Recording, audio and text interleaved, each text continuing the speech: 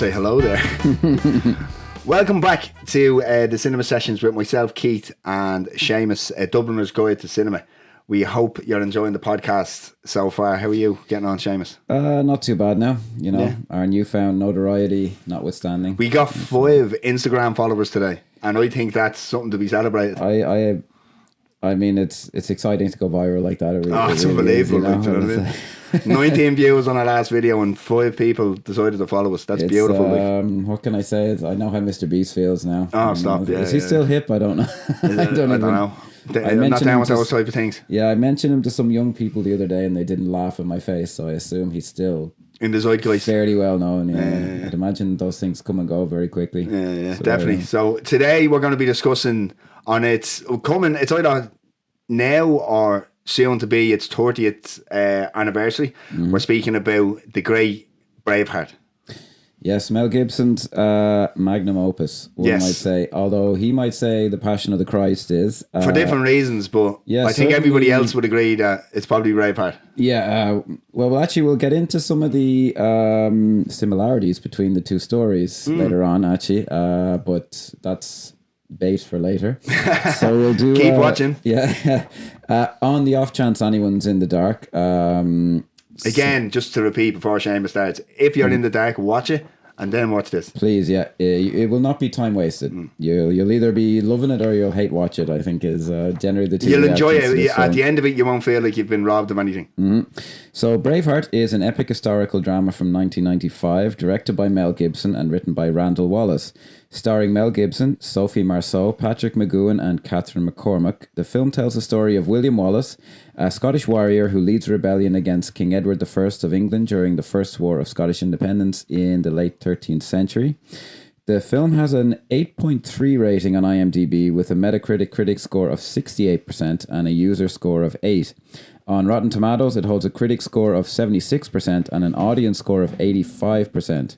Braveheart was a box office success, grossing approximately $213.2 million worldwide against a budget of around $65 million.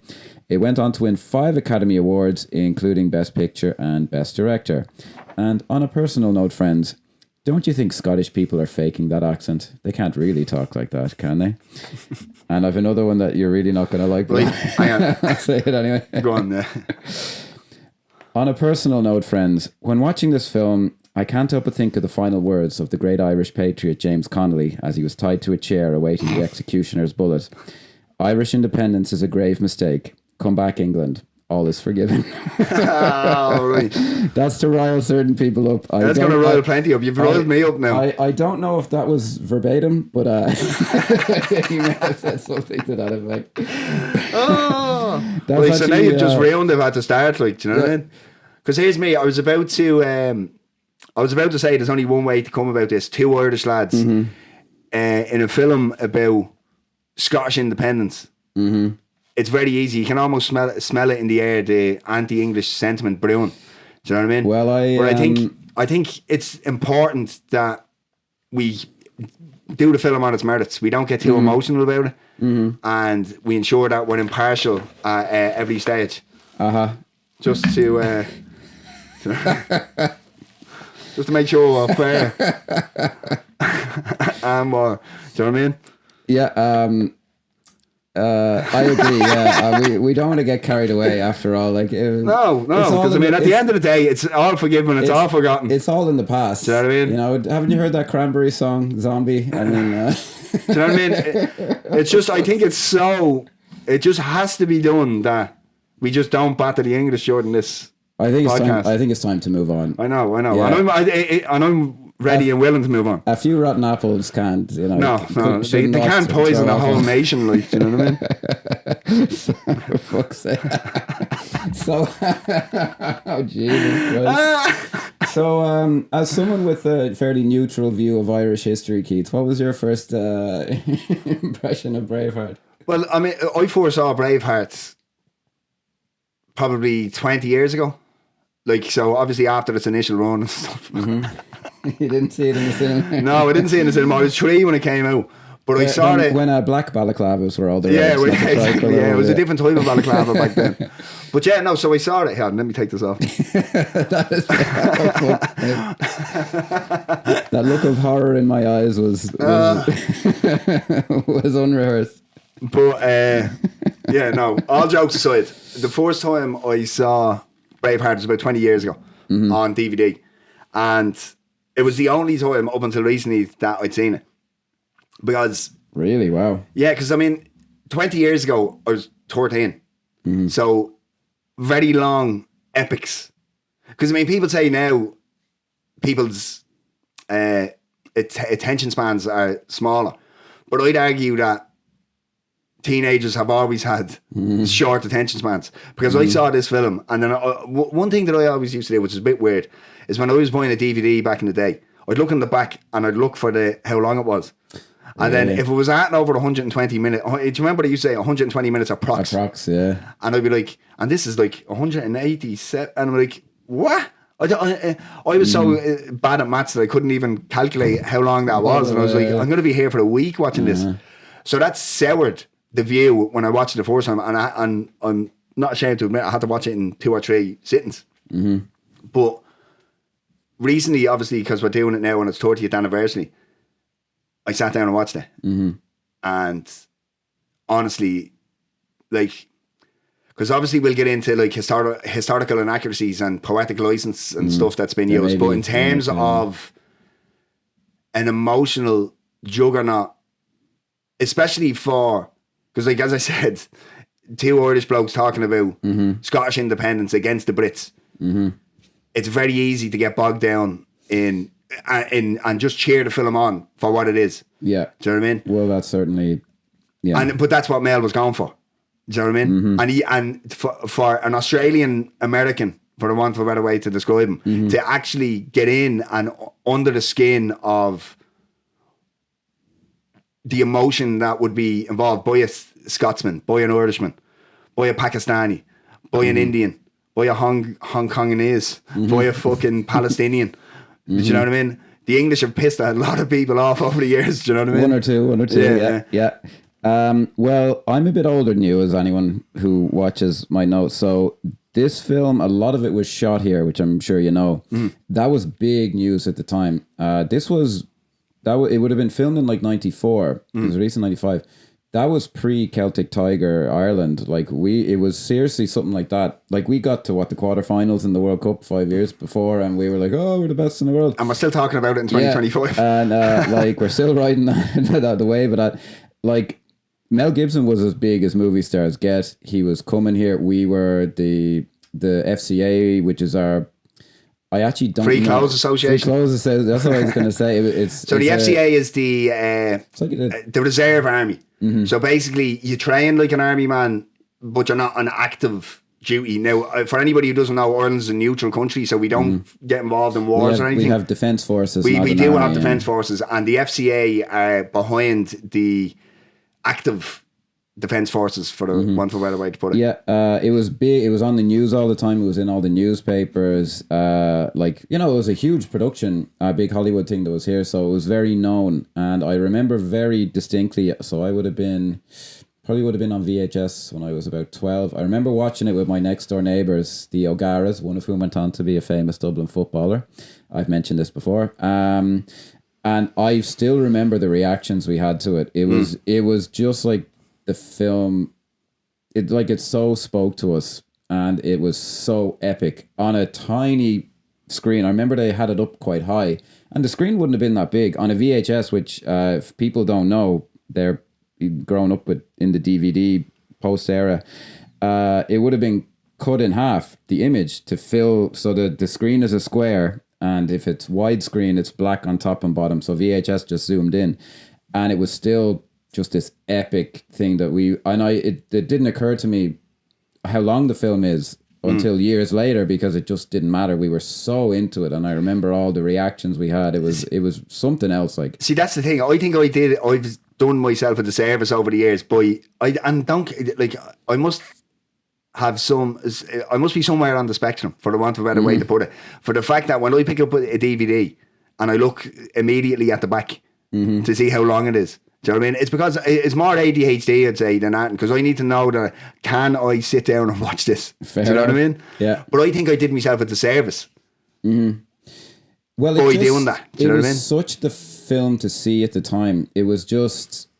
It wouldn't have occurred to us to check how long it was. And like the buzz around it was... Like, it was a film, I remember. It was just the kind of thing where... If you had a free class in school, like the teacher bring in Braveheart and put out, it was just something that was on TV all the time. Everyone had. But that's the thing, like, because I mean, obviously it's coming up to the 30th anniversary, and Mel Gibson is now in.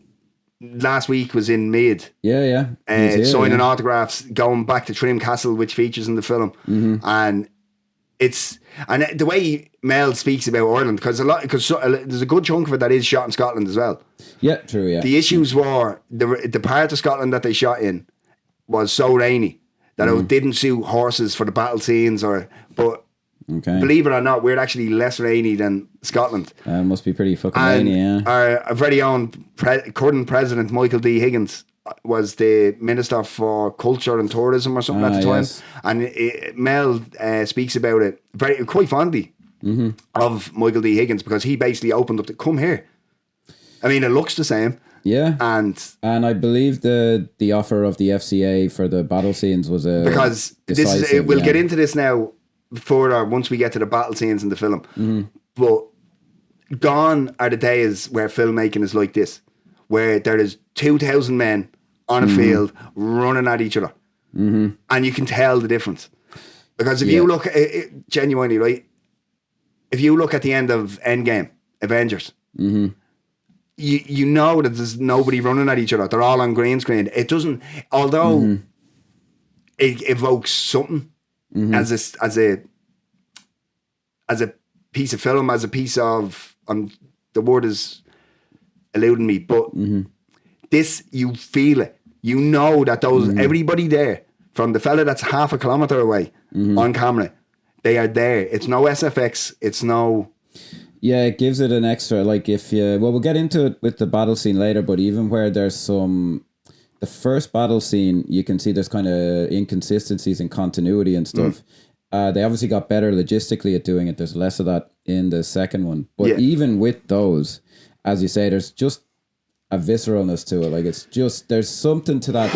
I don't even know. Let's look, you can edit this in later. It's, I think blockbuster cinema is still aping this film. Because as you said, at the end of Endgame, it isn't a space battle. It's two groups of armies running towards each other. This film just understood that, and we discussed this in college, if I remember correctly, about how all these massive blockbusters that are happening on green screen still end with a pitch battle. Yeah. Do you know what I mean? There's something, and now it's not to say that this was the first film that did it, but it's there's been like Spartacus, like there's actually Lawrence of Arabia, you can name them. When we get to the scene, there is a film that it was directly influenced by, but we'll maybe come to that later. Anyway, we're not saying this was the first film to ever do it, but in the modern age it was, and it was a game changer. And we'll get to it as well, but I'd argue that in terms of pitch battles, I think this is definitely one of the better ones, and I'll tell you why when we come to it. I think it was topped recently in an unexpected way, but actually not that recently. I just have to make sure the tricolours. Yeah, make sure the but the first thing to maybe, so we'll start to get into it. The guy who wrote this, and the main critique that I'm going to be taking on, because I really think this film is one of the best ever made. Like, just in terms of a piece of emotional, artistic expression, it's just amazing. It is wildly historically inaccurate, and I will concede every historical inaccuracy to people. It's not what the film was trying to do, and you can argue against that. Mel Gibson, the thing, because I mean, when you're watching something like this, especially a big epic historical drama, it's easy to go, oh, well, this must all be, for the layman, it's like, oh, well, this must be all true. Yeah. But Mel Gibson is on record as saying, this is not a documentary. It's to inspire. It's to invoke a sense, an emotional reaction. Two things, because they didn't, other than one point, which we'll get to in a couple of minutes, everything else, the English at that time did these things. It's not as if they completely made it up And it may not have happened at that time during Wallace's, or Wallace may not have experienced it. But these are all things that our own countrymen experience. Like, do you know what I mean? Yeah, well, the one I'll be taking aim at the most, because it's the one I'm most familiar with, is a YouTube channel that's actually quite good called History Buffs. And the guy is from England. And he's really... You can never trust the English. Did you not watch Braveheart? Well, like, do you know what I mean? Funny enough, the opening line of the film is historians from England will say I am a liar. Yeah, exactly. Which the guy took issue with. As well, look, if that is that's one thing that needs to be pointed out as well, which... when you do a deep dive on Wallace, right, there is the English version, who some might say history is written by the victor, and they'll choose what they... And then there's the Scottish version. It's very hard to nail down exactly what went on. We definitely know the year and how he was executed and all that type of stuff. But in terms of what happened in the meantime, between battles, it's very hard to find. Yeah, and it used to great effect in the film, because there was a lot. You can find a lot of myth about William Wallace, and that's used in the film throughout as this kind of, he killed 50 men with one slice of a sword, and he shoots. Now, I will say, in the defense of those guys, they obviously have a different opinion. Now, when I first saw this, I took a lot of it at face value, and I remember being like disappointed when I found out how much of it was like complete horseshit, like that he'd spoiler alert, he couldn't possibly have had an affair with the French princess. And no, she was 9 and living in France. She's never met William Wallace. Yeah, but even just if she weren't, like, it is ridiculous. But you know what? Now, I have an argument in terms of the cinema, forget the historical accuracy, right? In terms of the film, you have to remember, no studio's given anybody $65 million to make a film that will appease the Scots and the Irish and the Welsh and the Brits. This is for an American audience. Let's call a spade a spade. Do you know what I mean? Like, the Chinese market didn't exist in 95. None of it existed. And it was written by an American. Exactly. With a very unique take on the material that I'll get into. But there's certain things that the Americans expect as an audience. They expect a love interest. They expect do you know what I mean? So that now, and that's why, like, I mean, because I'm not going to sit here and defend this film for its historical inaccuracies and say, well, it's all forgiven. But I can understand. I would say that. I would say all is forgiven. No, it's a fantastic piece of cinema, but you have to remember, you have to take into consideration that when it was made, who's making, like, it was a huge film here. In 95, when it came out, there was 3.5 million people in this country. And maybe 2,000 of them went to the cinema. Do you know what I mean? They weren't making their money back for appease. That's what I'm saying. Like, they needed to appease the Americans, and they need a love interest. They need a romance scene. They need certain things. And that's where I think, if you look at that from a kind of narrative arc of films from the time and films for the audience that it was essentially made for, a lot of the inaccuracies come from that. So Randall Wallace wrote this for a certain audience. Yeah, well, I'd be a little... Randall Wallace is an American with a Scottish he's a Scotch... background. I heard Mel Gibson, he's a Scotch-Irish American from Tennessee. Bloody hell. that's a hodgepodge of... Yeah, he is... Like, I would even be more forgiving. I would say I would... I take all your points about they're making a product for Hollywood and America. I will take him at his word. He was making a myth, and in terms of that, the film is so completely successful. My main issue with the guy on History Buffs, I'll grant him all the historical inaccuracies because he's right about that. He went too far with it, and he was like, "Oh, it's a cliche film," and like, "Oh, it's a guy," and he wanted a peaceful life, and I'm like, if that's your critique, you don't. Like, with all due respect to that, he doesn't understand films at all. Because I'm like, yeah, I've seen it a million times. This is the best version of that I've ever seen. It is breathtakingly, brilliantly put together. It's unbelievable. We'll just get straight into the film now, because there is things that need to come up based on... Yeah, well, I saw the film now when I was very young, and I still have that reaction to... And that's why it's such a stroke of genius to open it up with him as a child, which you might say is unnecessary. Now, before we see him as a child, though, I do have to give a big shout out to the beautiful landscapes of the Blessington Lakes. Is that where that is? That's it's absolutely stunning. Like, to think, right, Because obviously, as it looks, that was in Ireland in '94, and it's beautiful. And if you go to the Blessing and Lakes now, it is absolutely stunning. But to think that I'm walking around with the two dogs around this, because because the thing is, it's very hard. Like from your own POV walking around, you can look at a beautiful mountain, but when you see it from up above and the camera's moving, and it's like the cinema by John Toll, it's absolutely fantastic. And it just really sets the scene. Yeah. Because that's a part of, like, around Blessing and Lakes in Ireland, for anyone who doesn't know, that's essentially exactly what it looks like even now. Like, so that was this, like, this is film is set 800 years ago. That looks like that Still, now. yeah. Do you know what I mean? It's... Yeah, no, I would call the cinematography for what they were filming, like the landscapes, I would call it peerless. I thought the cinematography on Game of Thrones, which is also filmed in Ireland, also a medieval setting, but that was filters and that was excellent. But this is and let's get a bit called a spade. There's plenty of green screen and everything in Game of Thrones, whereas this is using none of it. Game of Thrones, I really just I'm in awe of Game of Thrones, but the naturalness of this is just. There's a scene coming up quite soon, actually. But so. Apparently this was written by Randall Wallace as like a writing exercise. He said, I'm a bit stuck with the script. I'll just write his backstory as like a writing exercise so I'll know what's there.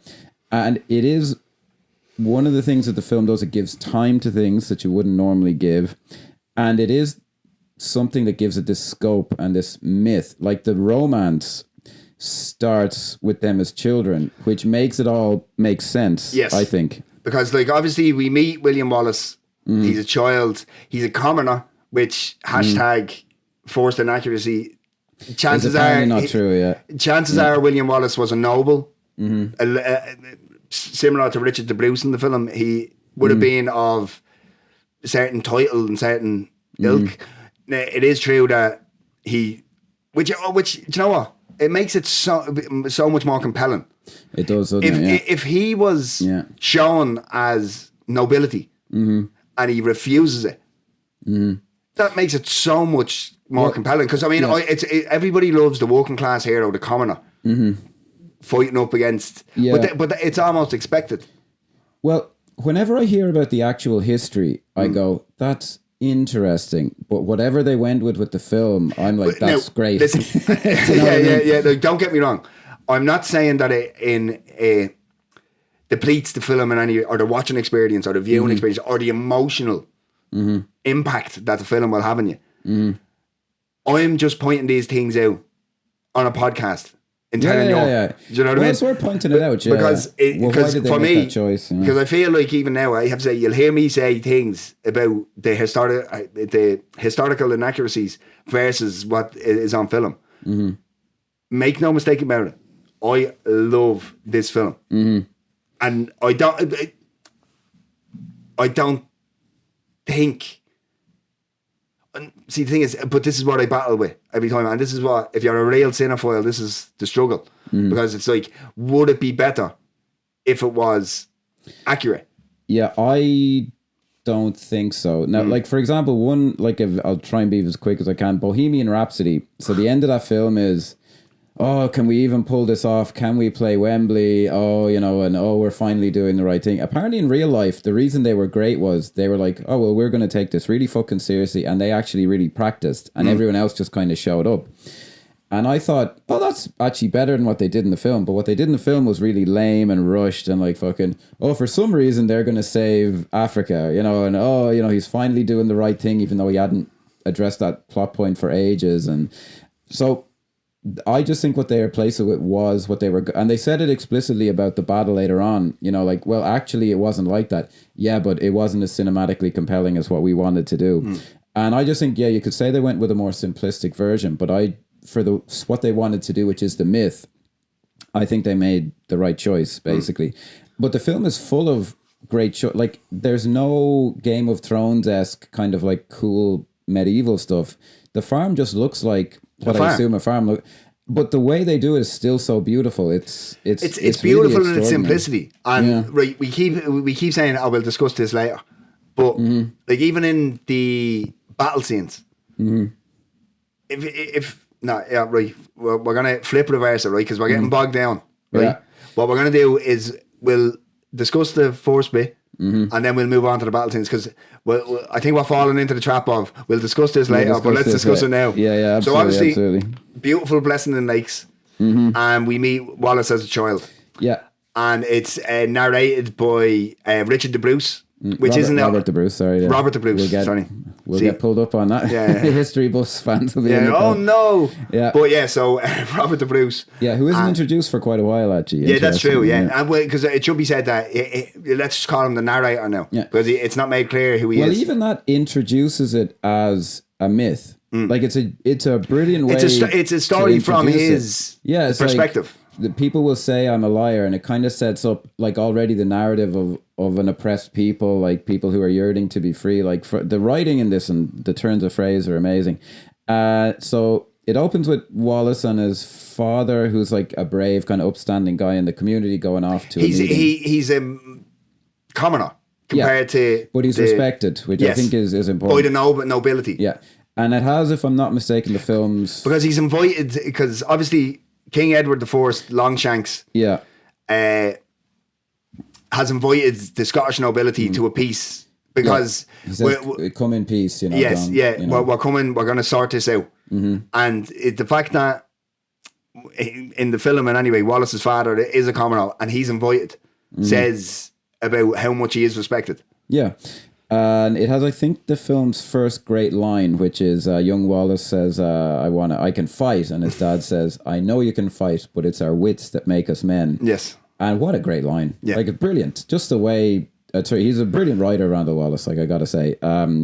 So I love from the child's perspective, because then obviously the whole thing was a setup and all these people have been hanged and murdered. And Wallace walks in that scene of horror from a child's perspective.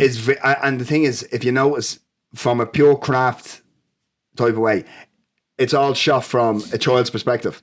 So it's the camera looking up as with all the bodies hanging. Yeah, and that choice of camera movement really, because they could have just shot it. They could have had a wide of behind the two of them, and they chose the POV of Wallace, and it works so well because that's the first little that horror, that like early memory of and what like things are like. And again, like I said, they have to, for certain audiences, they have to really double down that the English are the enemy.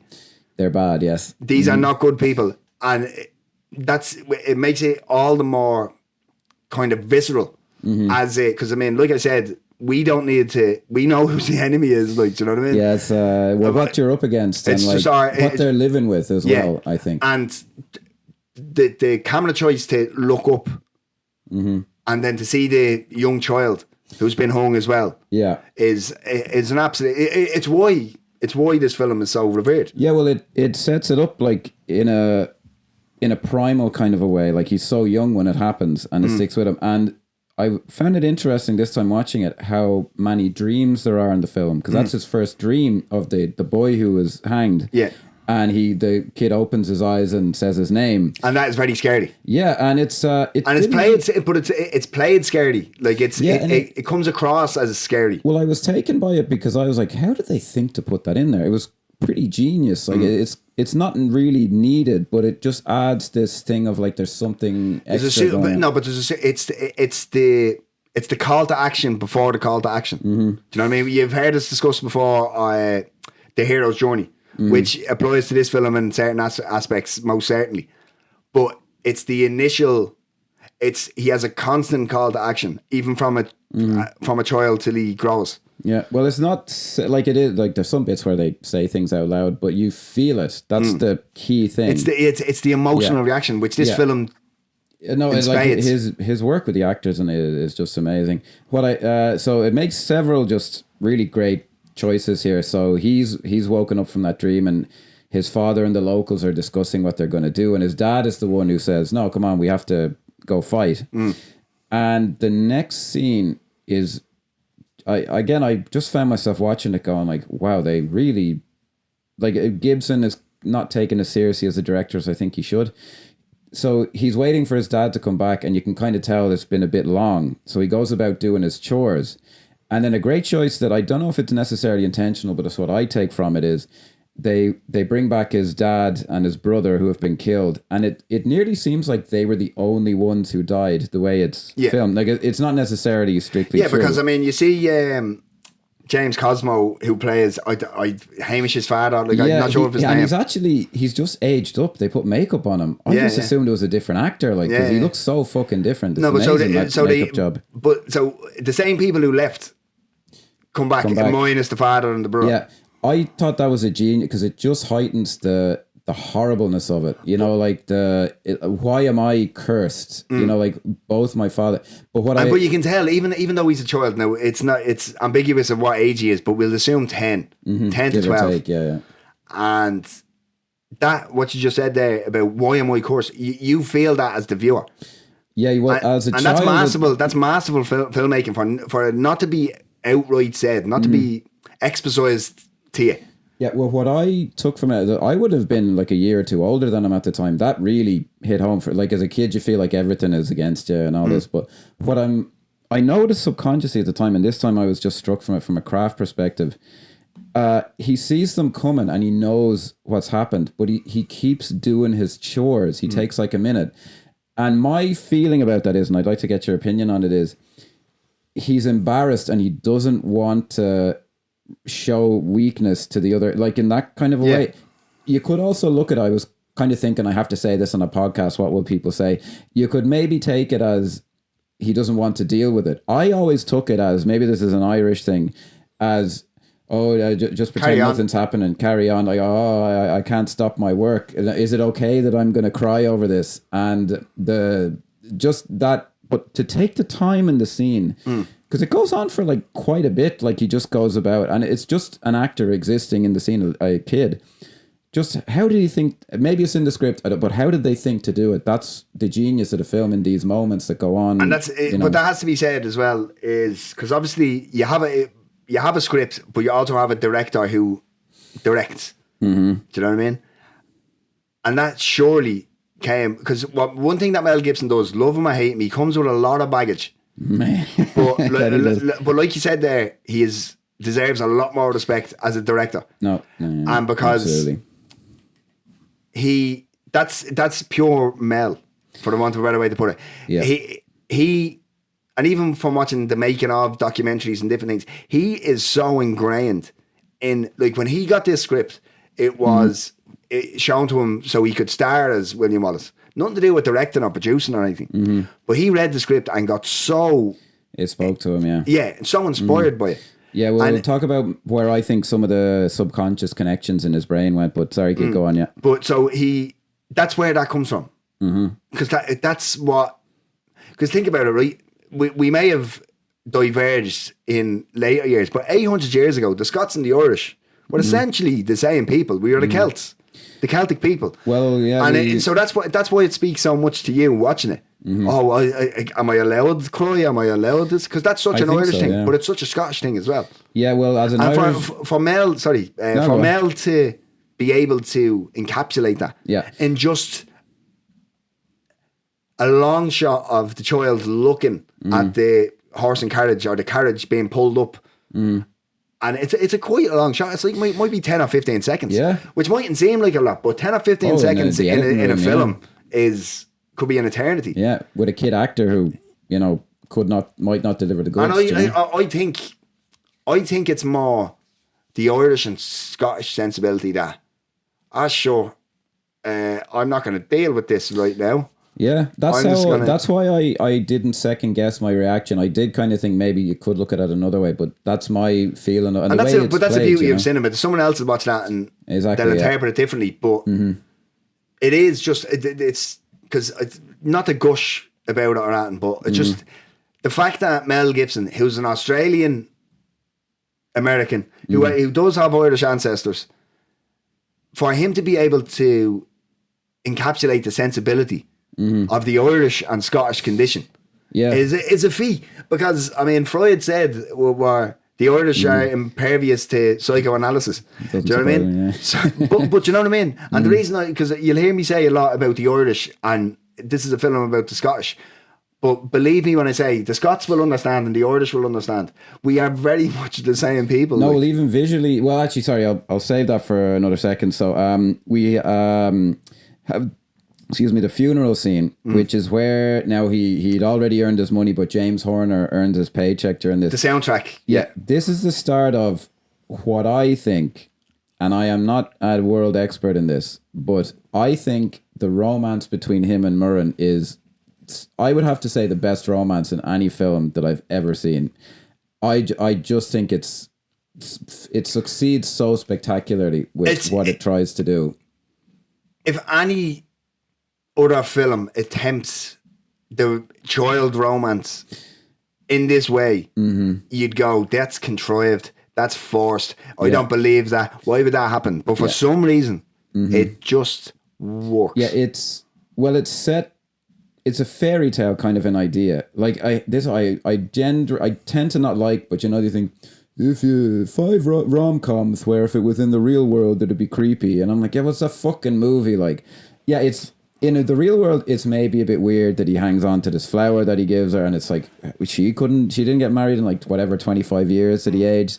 Yeah, it's a fucking film and it's mythic, and it's like, I thought I've beloved you since you gave me that flower at my father's funeral. Yeah, it's a movie, so it's like, yeah, she still remembers him and she's still in love with him. Like, what's wrong with that?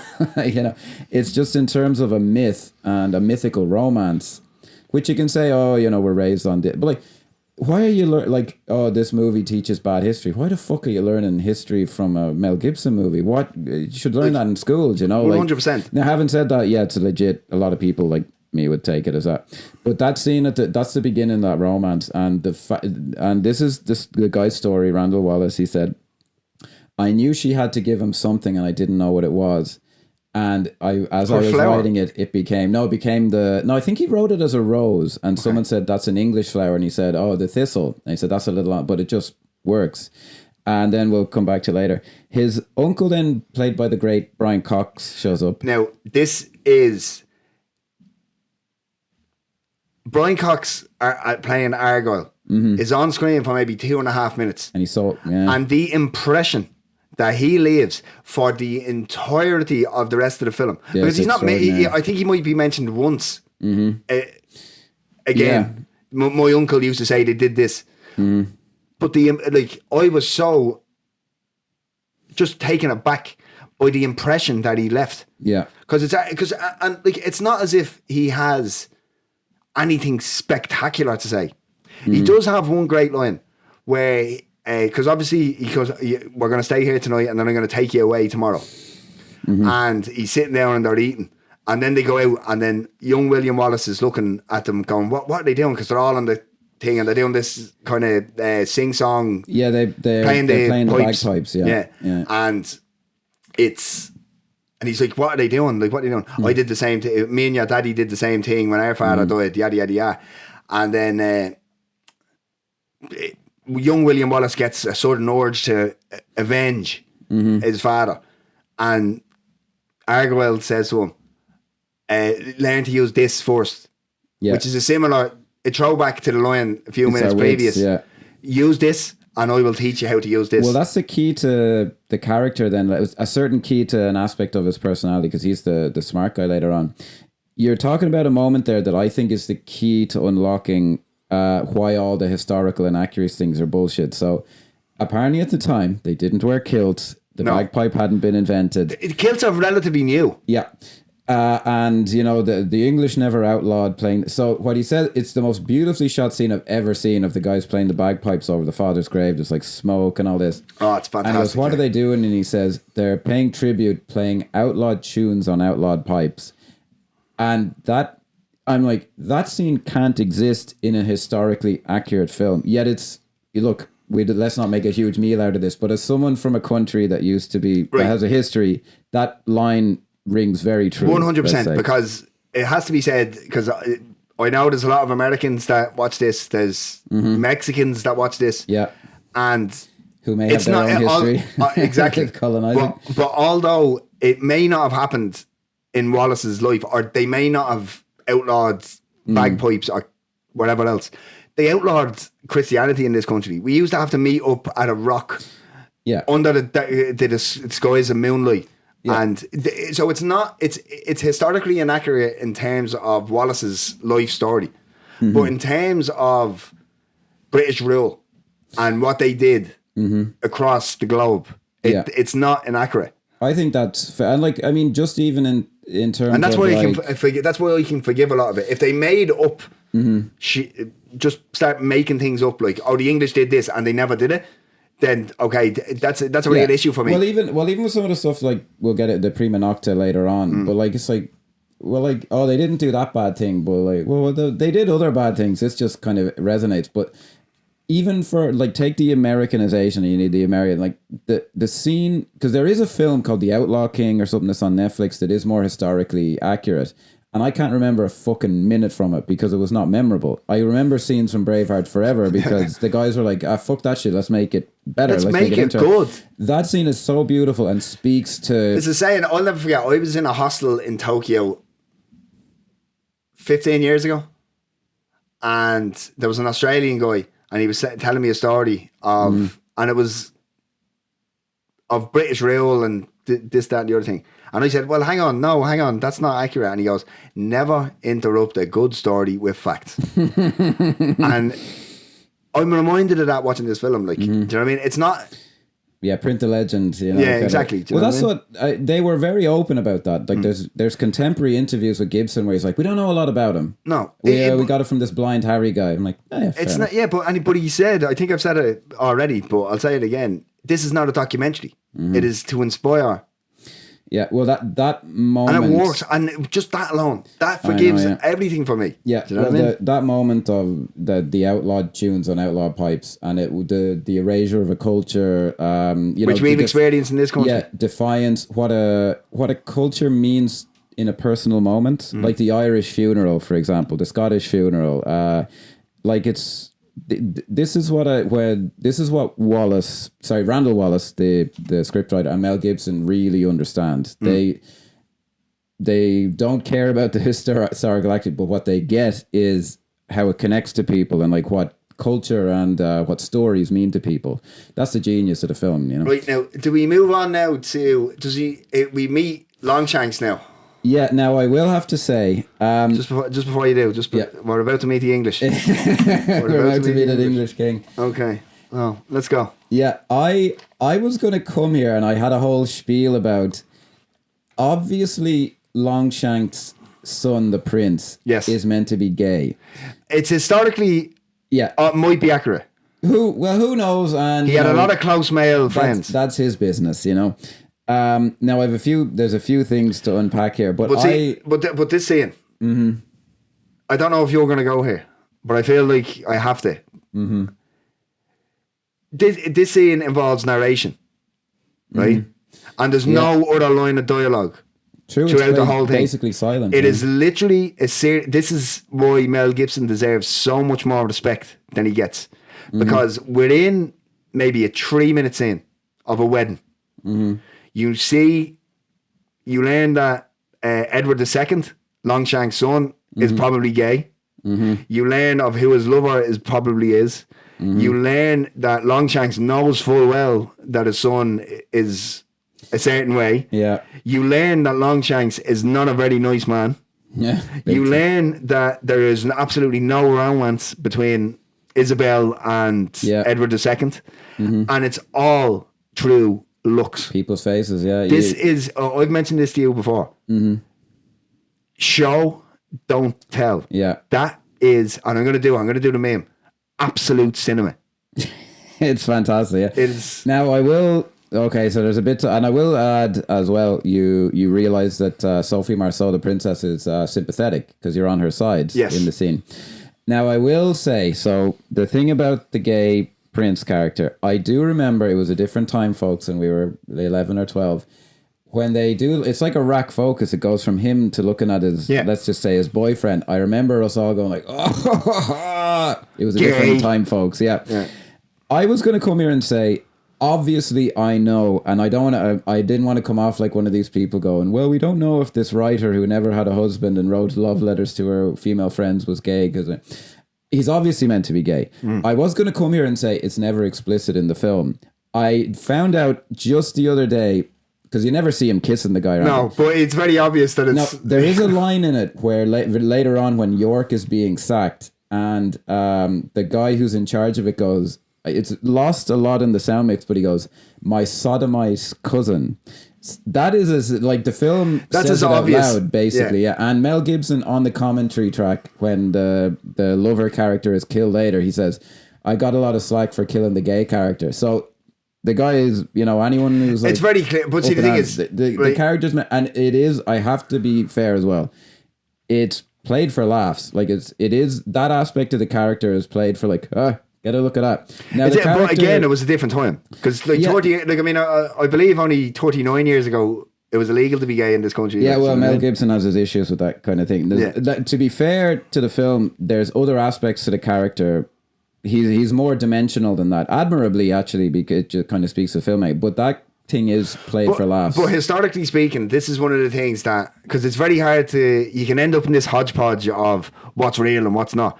It is fairly historically accurate that Edward II had very close.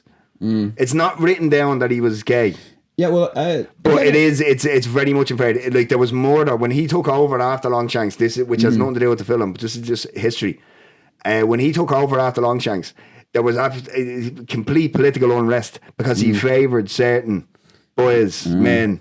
Interesting. Than the others. So there were certain parts of England that got looked after more. Well, it's not even that it is more just, to be fair to the film, it doesn't play it as like, and I would wonder what Gibson's opinions on this is, but it doesn't play it as like disgusting, but it does play it as kind of like the schoolboy humour of it, you know what I mean? But because it plays it of the time. Like, think about it. Like, look at you said, it was illegal in this country 39, 40 years ago. Do you know what I mean? So think 800 years ago, how they viewed... Well, that's... Well, you could, now, I know you go back further to the Romans and it's like everybody, it was a free-for-all. Yeah. It's just so, like, I do have to fess up, like, that was our reaction at the time. And it's something that people pull the film up on. It's not as... to be fair now, I've never heard anyone say it's absolutely disgraceful or anything, but it is something people tend to... I wouldn't go... Like, I mean, because obviously, again, I repeat, Mel Gibson comes with his baggage. But I wouldn't go as far as say it's homophobic in nature. Yeah. But it's definitely looking at it in a, this is something strange way. Yeah, we'll get to the scene maybe later on that I actually don't think is that bad, but I can see why people would have an issue with it. So the romance with Murren really kind of kicks off here, and again, I just think it is so successful. The actress, whose name you might have, who did appear in, like, she never really had a massive career, but she was in a few fairly high profile films. She's very well cast. She's very good in it because I mean, she has such, like, ultimately a small role, but it's so one of the most in terms of acting, in terms of actual days on the job. But she's so important to Wallace's character arc, and also the entire narrative as a whole. Yeah, and I have to give a lot of credit to how Gibson plays it. Gibson plays it quite, I won't say like big, well, he plays it fairly big at times. Like he loves her immediately, like the way he's looking at her, and he gives her these big looks. And it's very obvious because, and it's played very well because obviously they're like doing like some sort of Highland Games celebration when he arrives home. Yeah, I like that. Yeah, but you can tell immediately, and again, it's the cinema of showing and not telling. It's just a look. He locks eyes. He goes, "Oh, I remember you. I haven't seen you in 25 years." We know who she is. We know who Hamish is. Yeah, admirably. That's very well done. Yeah. It is exactly because he comes up and hits him. Do you know what I mean? So, just the way it speaks to that connection between people, great. I don't want to brush over it, but there is the important scene of the prima nocta thing, which is historically inaccurate, but who gives a fuck? Yes. Now, prima nocta was a thing. It's not something that was ever enacted at this stage of history. Prima nocta, for anybody who doesn't know, is basically on your wedding night. Yeah, it's whoever the lord of the town or the city or the whatever you call it is, it has sexual rights. I think rights. That's the word. Yeah. Sexual rights to your wife. So if you get married, then the Lord is coming and he's going to impregnate your wife because Longshanks says this. Yeah, we can't. Yeah, because he goes, if we can't beat them, we'll outbreed them. Yeah, which he's a great Patrick McGowan, fucking brilliant unbelievable. Because and to be able to play him, because he is just so. There's a humor to it, but you never. But that's the thing. Because it's such a good performance, right? And I don't even think it's such good writing. I think it's such a good performance that even as locked in soldiers for the cause, i.e. Irish lads watching it or whatever, you can go. He's got a wit to him. Look at Donald Trump today. He says some grotesque. He says some grotesque, horrible, fucking racist, xenophobic, you name it. But you can't help but go. That's funny. Every now and then, you know, I remember watching it now. The O'Garas are members of Opus Dei. They're kind of religious. Hardcore. So their mother came in during the scene where the Lord shows up, and she's like, "What's going on?" Because if you didn't see the previous scene, it's a bit of a mystery. And I remember one of them goes, "Oh yeah, the guy's like he can come and like take her away for a bit." I remember that was how he played it off. I was like, no, but see, one thing that has to be said here as well is, and this is if I'm not mistaken now, this might be the first use of kind of slow-mo, because when we see the Lord come and enact prima nocte in the following scene, the guys want to scrap, and the wife's I didn't write down her name, but it's just it's weird. It's brilliant the way they take to stop the scene. It's so long because it's all go, like it's moving at a steady pace, and then it just turns into this slow, and then but in that moment, honest to God, I literally sat there and felt, holy shit, the strength of that woman to be able to just go, don't die for me, I will do what needs to be done to protect you. And it's but the use of the slow motion is really, because it really gives you, because you go almost like, hang on, what's happening? And then you go, oh. That was something Gibson said he learned from, like, he'd worked with, like, George Miller, the Mad Max guy, Peter Weir, you know, the great Australian, and he said he learned that from them, like, film your actresses at a higher frame rate. It just makes them look better. Like, to see, you would have needed it for that, but, like, to take the time to do that, really extraordinary, Because it really adds to the, because it could have easily, we're just taking it, and then, all right, fuck the English. Okay, you've achieved what you wanted to achieve. Yeah. But it really makes you go, hang on, it's not just fuck the English. It makes you really, it gives you the moment to actually stop and think, oh my God, can you imagine? Yeah, no, it turns it into a really emotional else. scene, like, because it makes you go, it really makes you go, it takes stock and go, thank fuck we live in 2025. Yeah, it's just that it took the time to do it, and the actress, I don't think she even ever shows up again. Her husband has a part to play later on, which is fantastic. We'll get to that kind of payoff. So the romance then develops between him and Myrna. It's played out. It's allowed to play out. It's over multiple scenes. The scene that I want to touch on is, so he takes her away in the evening with her parents' permission. Apparently, the dialogue scene where they kind of have the catch up. I just think Gibson, how the fuck he pulled this off, a movie of the scope, and a performance like this, but the way he plays it, like he wants to show off, but he loves her, but it's charming. Like I just love the way he goes, the French and the Romans have far worse manners, and you're just like, it just plays that little thing of you want to show off, but he's so like, charming. We spoke last week of 10 Things I Hate About You, and Heath Ledger's charming performance in it, and it's very something it's a in lot the water in Australia. Yeah, that's it. Like, do you know what I mean? There's just something charming about how they play those lines off the page. But yeah, just how sincerely he plays it. I know it's a scene apparently a lot of people make fun of, and I do remember it being a reference, but where he says, "I love you, always have," and maybe his accent is shy. The way he says it, I think his accent is, because we probably should have pointed this out. Because, I mean, he gets there's a lot of slack for his accent in this film. I don't, like, I'm not a Scot, like, but I mean, we've heard dodgy fucking Irish accents throughout cinematic history. Indeed, yeah. Like, I think every single one except Kate Blanchett and Veronica Guerin is crap. Oh no, actually, James McAvoy in Inside I'm Dancing it sounds like me. Okay, never saw it. Perfect. I don't know. Do you know what I mean? That's the one where they're in wheelchairs. Yes. Yeah. But he gets a lot of slack. Now, I'm not a Scot, so to me, that sounds Scottish. So that's fine. Like, even the way he says "I love you," but that might be like, oh, diddly, do you know what I mean? That might be one of them accents. Like, if you ask me, like, I mean, obviously to a Scottish person, it's like, no, that's an Edinburgh accent. I'm doing my Scottish accent now. I'm famous for how shit. I was practicing earlier on.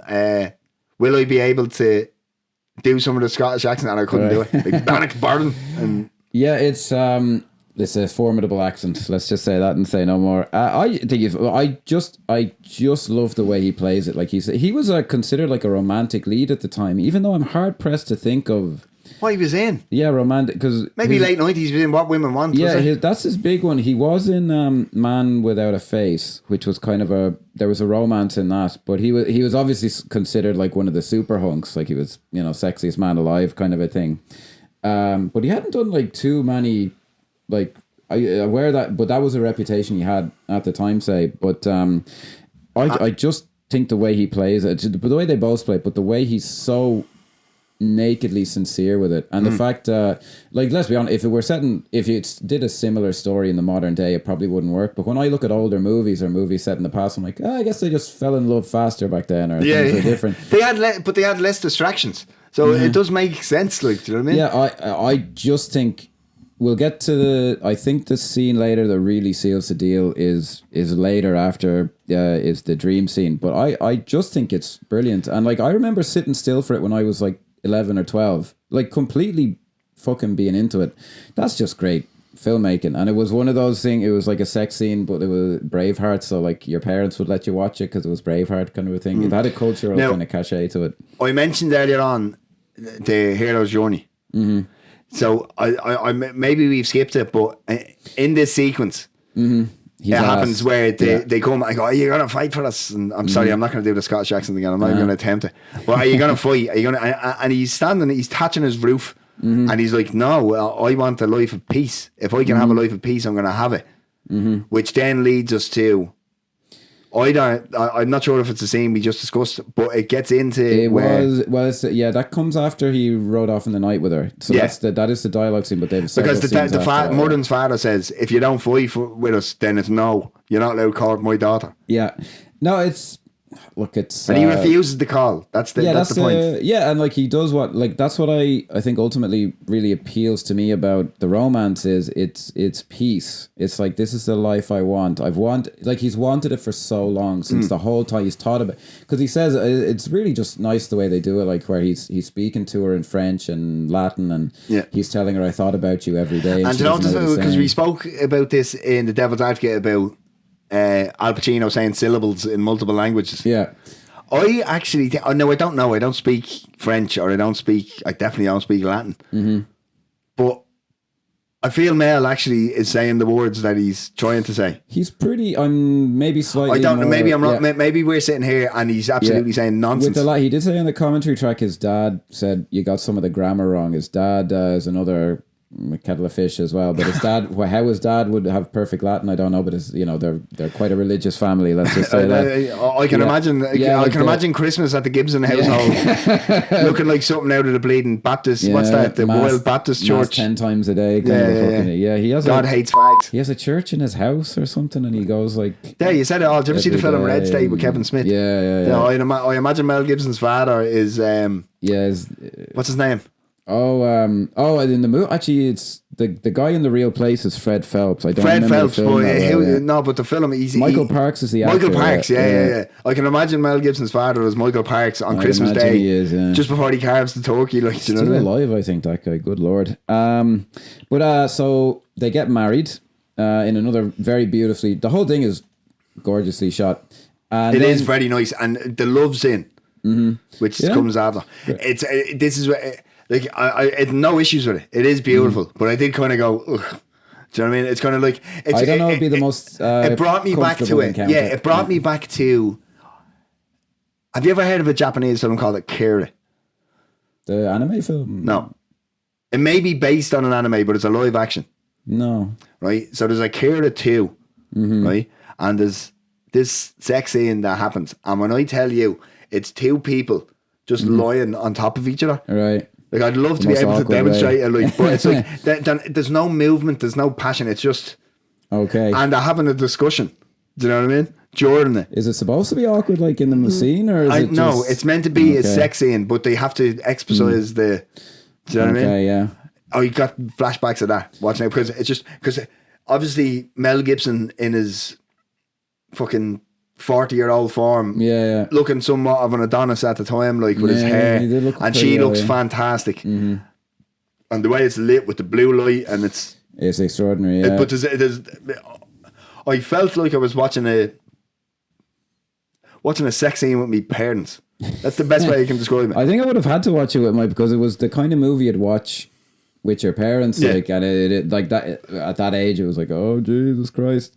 Well, I really like actually how authentic, because he is very religious, Mel Gibson, and I do have to say some of the success of the film comes from the fact, like, some of the authenticity is him and Randall Wallace are religious people. They actually understand how all that stuff works. Like, there's stuff, and it's not just because I mean a lot of, and the word's eluding me now, but a lot of, I don't want to say atheists, but a lot of secular. A lot of secular people laugh at religious people or people who understand theology, and do that at your own peril, because I wouldn't be a religious person, but I certainly have respect for people to convey and practice their religion. Well, what works for the film is people at the time, they were fucking religious. It's 90s Ireland. It's mid-90s Ireland. Well, sorry, in the time of the movie. So it's religion is often, like, by more secular filmmakers, is like skipped out. Even in that Apocalypto film, he takes their religion very seriously because he's a religious person. He respects it. He understands it, and in this scene, like, just the way it's like how accurate it is, because the film is fairly inaccurate. The priest, the ceremony's in Latin as it would have been. I'm skipping a bit. The battle scene, they take the time they're blessed by the guy.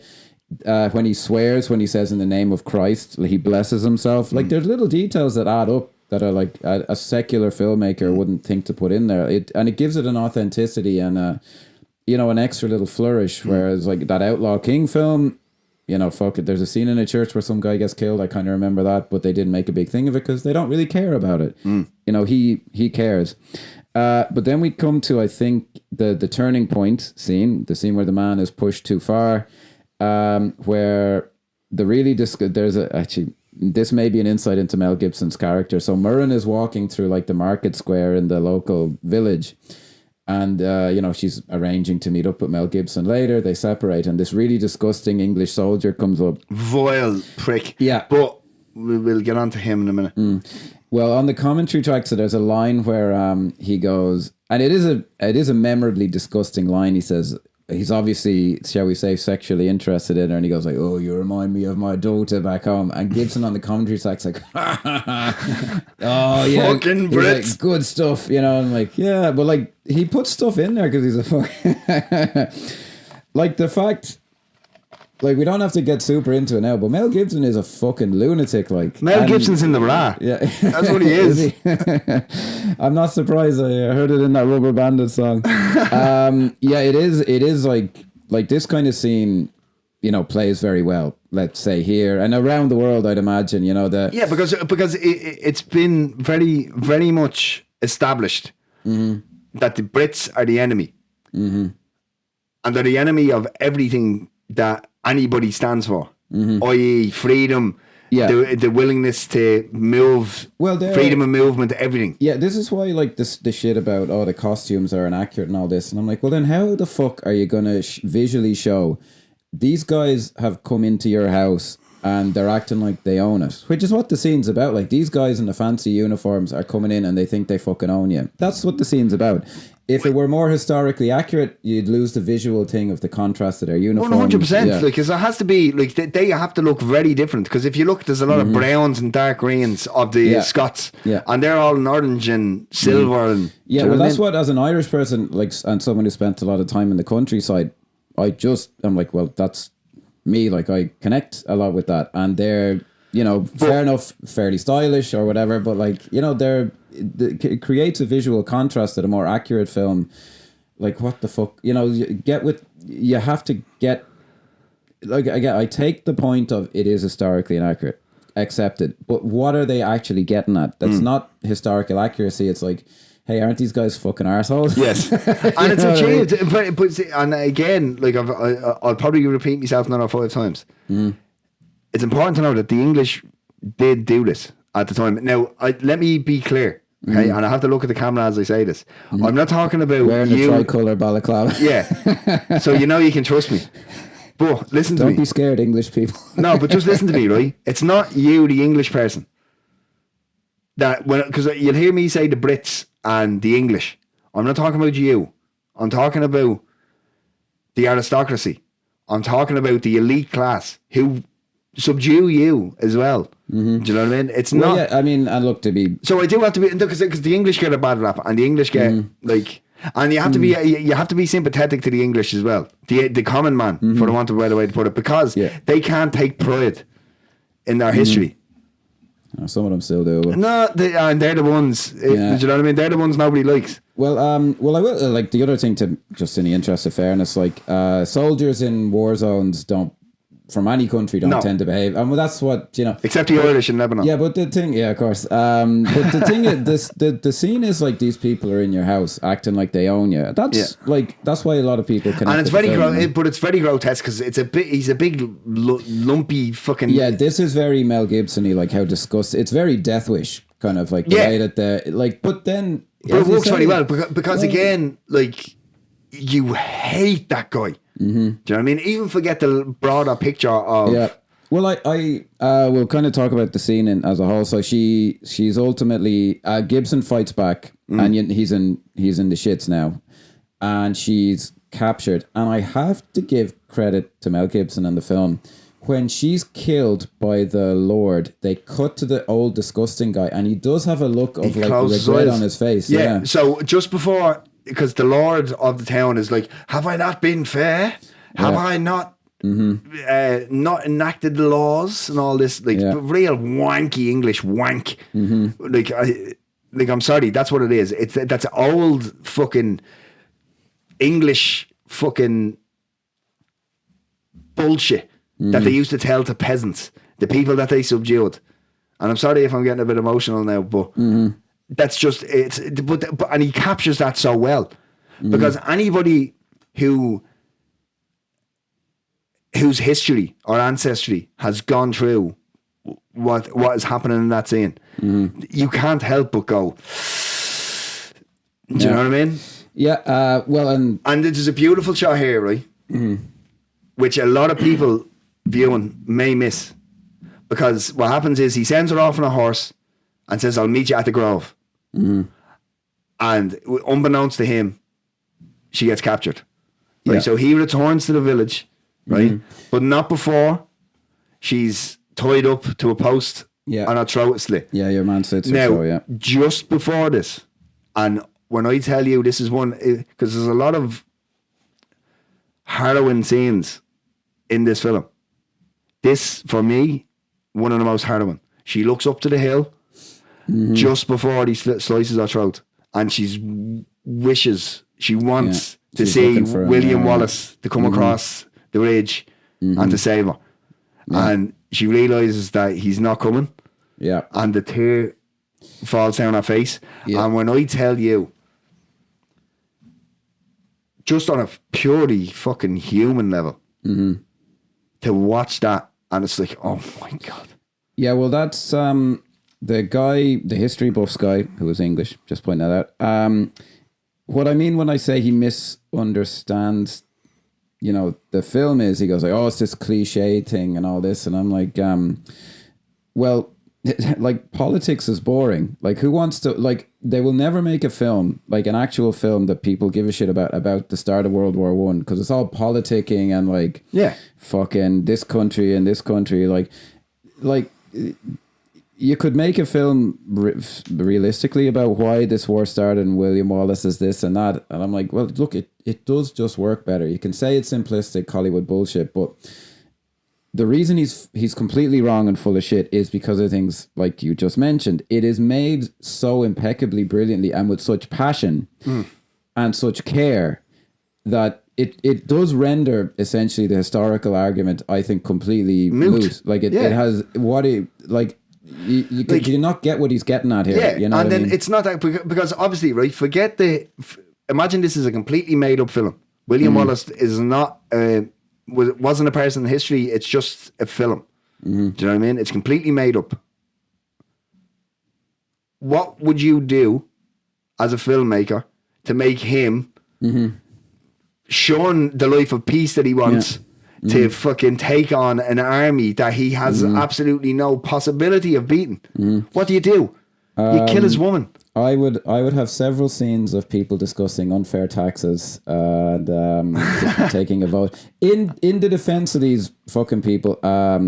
Another film that someone wearing a tricolour balaclava would like Wind That Shakes the Barley does have extended political scenes in it that are interesting. But that works. But in the Wind That Shakes the Barley, it's a different. It's an unfair comparison. Don't compare. It does also have scenes of the British coming in and arresting people in their homes. The black and tans. Important. Yeah.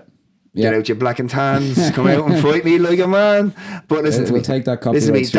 Don't compare the Wind That Shakes the Barley to this, because it can't be done. Because as you said yourself, the Wind That Shakes the Barley is a more realistic depiction of our struggle. 100 years ago. To compare them slightly, it favours very well in maybe like an historic. Like I said, the scenes of them discussing politics and that are quite good.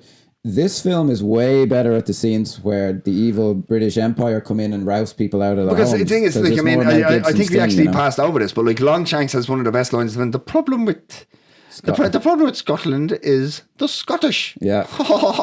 Yeah. Wind That Shakes the Barley is poorer for not having more. For not having more like that. Yeah. But the thing is, and that's Patrick McGowan, is the levity that it pulls from. Because there is moments of humour in the real emotional. It's more like, Ken Loach is playing a very different game from Mel Gibson. Like comparing the two, as you say, it does each film a disservice to compare them. Yeah, well, like they're getting at such different fucking things. Like it makes no odds. I do want to mention, and it's something that you mentioned earlier in the wedding scene. So Gibson decides to write up, and again, this guy saying, it's cliched. They really drag out him riding up in a brilliant way. And I actually, if you even remember the guy, I really remember he's riding up and he's, pretending to surrender. They give a lot of time in the scene over to the guy who grabs the rein of his horse. And it slows down before he hits him. Yeah, he actually has quite a sympathetic face, that guy. Like, because he's just a boy. He's just following orders. And I find all those little details the film is just kind of unsentimental. I wouldn't, like a lot of people call it gratuitous and grotesque. And I wouldn't say it's gratuitous. No, I agree. Because I think, genuinely, as a filmmaker, I think Mel is trying to... The film is about hating the English. Like, let's call a spade a spade. That's what it is. It's these people are so grotesque that you celebrate when there's some form of gory disembowelment or decapitation or whatever. You revel in it as a viewer. Do you know what I mean? But he shows, it's that slow-mo. It's as he's walking around the horse, it's very slow. It's a very high frame rate. Yeah. Similar to when the Lord is taking the wife away to have his way with her. And just, he pulls out his yoke and bang. Yeah. Because it's important to note as well, because I think what we said at the start about not getting into anti-English rhetoric, we've forgotten the fact that William Wallace was a fucking barbarian. Well, they weren't sentimental back then about all this kind of thing. Yeah. True, but but one thing that I do, and I have a lot of respect for Gibson as the director, is that he doesn't shy away from... He even has lines of dialogue where he's like, I'm a fucking barbarian. I will, like... Yeah, well, he kills people without a second thought. Like, just in terms of the fact that they chose that guy, like, a more obvious choice, a more crowd-pleasing choice is the guy who started to rape his wife is the guy who grabs the reins, and it's a big cheer moment, and they don't do it because they're playing something different here. Like, it is trying to reflect, obviously, as we said, not an actual reality, but some kind of truth about what the life was like. Look, this guy, he's gonna he's in my way. He's one of the bad guys. I'm going to have to kill him. I do remember actually to speak to what you said a second ago. The first limb that gets cut off, the leg, is in this scene, and the fucking reaction we all had watching it was like, oh, like it's the first film that did that. And Game of Thrones, the biggest thing to fucking hit TV like ever was just doing the same thing. They'd have these battle scenes punctuated by limbs getting cut off, bowels getting cut out. Like the film was still being imitated, donkeys years later. It's really impressive, like how he kind of hit on that. Right. So what happens then is they go off. And this is the start of the. This rebellion. Is the real rebellion. The rebellion. It's like just a spontaneous. He's been forced. The refusal of the call to action. Yeah, has been taken away from him. He doesn't have a choice anymore. He must defeat the English. Mm-hmm. And we go off into this vista of the woods. Do you know what I mean? And we meet Stephen the Irishman. Yeah, so they've started the rebellion, so it's becoming more known, like people are joining them and all this. And, Stephen, the different clans, it should be said, come and go, listen, we're fighting with you. And there's nothing we can do about it, because if you lose, they're coming for us as well. Like, yeah, so there's a scene set up where two people are volunteering. The word is spreading, and one of them is and it's one of the great character introductions. Fantastic of cinematic history. Let's not mince words here. Let's just say what it is. Stephen the Irishman is exactly what I think the Brits might think of an Irishman, and I think that's a very cleverly chosen thing, because he's a fucking madman. That's what he is. I would see it maybe in a slightly different way. I would see him as like in the tradition of quirky kind of supporting character, like from the Hollywood tradition almost. I take your point, like it's an interesting ethnic character. Now the madman thing, and he talks to God and all this, which is just a brilliant kind of a funny device. Because it needs to be noted that this film, once it's a real heavy emotional scene or a battle or whatever, there's always a moment of levity afterwards. Yeah, there's always there is that great Celtic kind of humour. Yeah, actually, and Gibson references that. He says he's great at that. Randall Wallace, he says he'll hit you with the heavy stuff and then he'll have a punctuation mark. Because I mean, we're after seeing like one of the a genuinely horrendous scene. Yeah, of Murray getting our throat cut. The film needed this character. Yeah, because you need to lighten it up. Because I mean, and it's a character that's used in any genre film, the scaredy film, the romantic comedy now. Yeah. Like you don't just have the stoner me. Yeah. It's kind of cheapening it because it's so good, but he is essentially kind of like comedic relief in the film. But because he is fantastic in it as well. David O'Hara is like... Yeah, who's Scottish. I always with an Irish name. He was fucking... Because like, I mean, I said earlier on about Irish accents in the lexicon of Hollywood films. And that's one of the best Irish accents ever, because you believe it. I couldn't believe he showed up then again in The Departed, and I didn't even fucking recognize. He did nothing that I'd ever seen in the years in between, and he's so fucking memorable in this. Like he's brilliant. Brendan Gleeson really took off after this, and Brian Cox, I think he was kind of known, but he really took off after this. I think he really grew into the career we have now. Why he isn't absolute, because the character everyone comes away from the film. I don't think it's just us as Irish people, but it was just like, who is this? The thing is.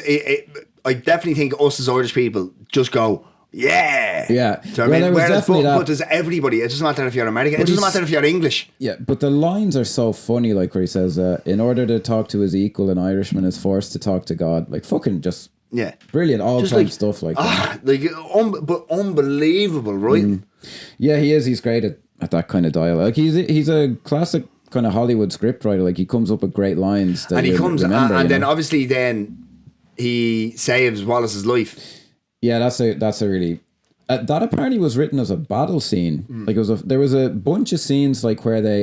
there's a scene where they just kind of very quickly take over a fort where the guy from the wedding gets to avenge his wife. And it was written as a bigger battle. Now, and decided not to. When they take that fort and he goes... I was just doing my duty. I was fulfilling my right. And then I'm fulfilling I said it in an my Irish right as a accent. husband, yeah. Bang. And I'm surprised that he only hits him twice, because I remember them really going to town on me. It is like with one of them ball and chain that's things. your man, the actor. Now, I only watched the programme. I finished watching it last night, The Perfect Couple on Netflix, and he's in it.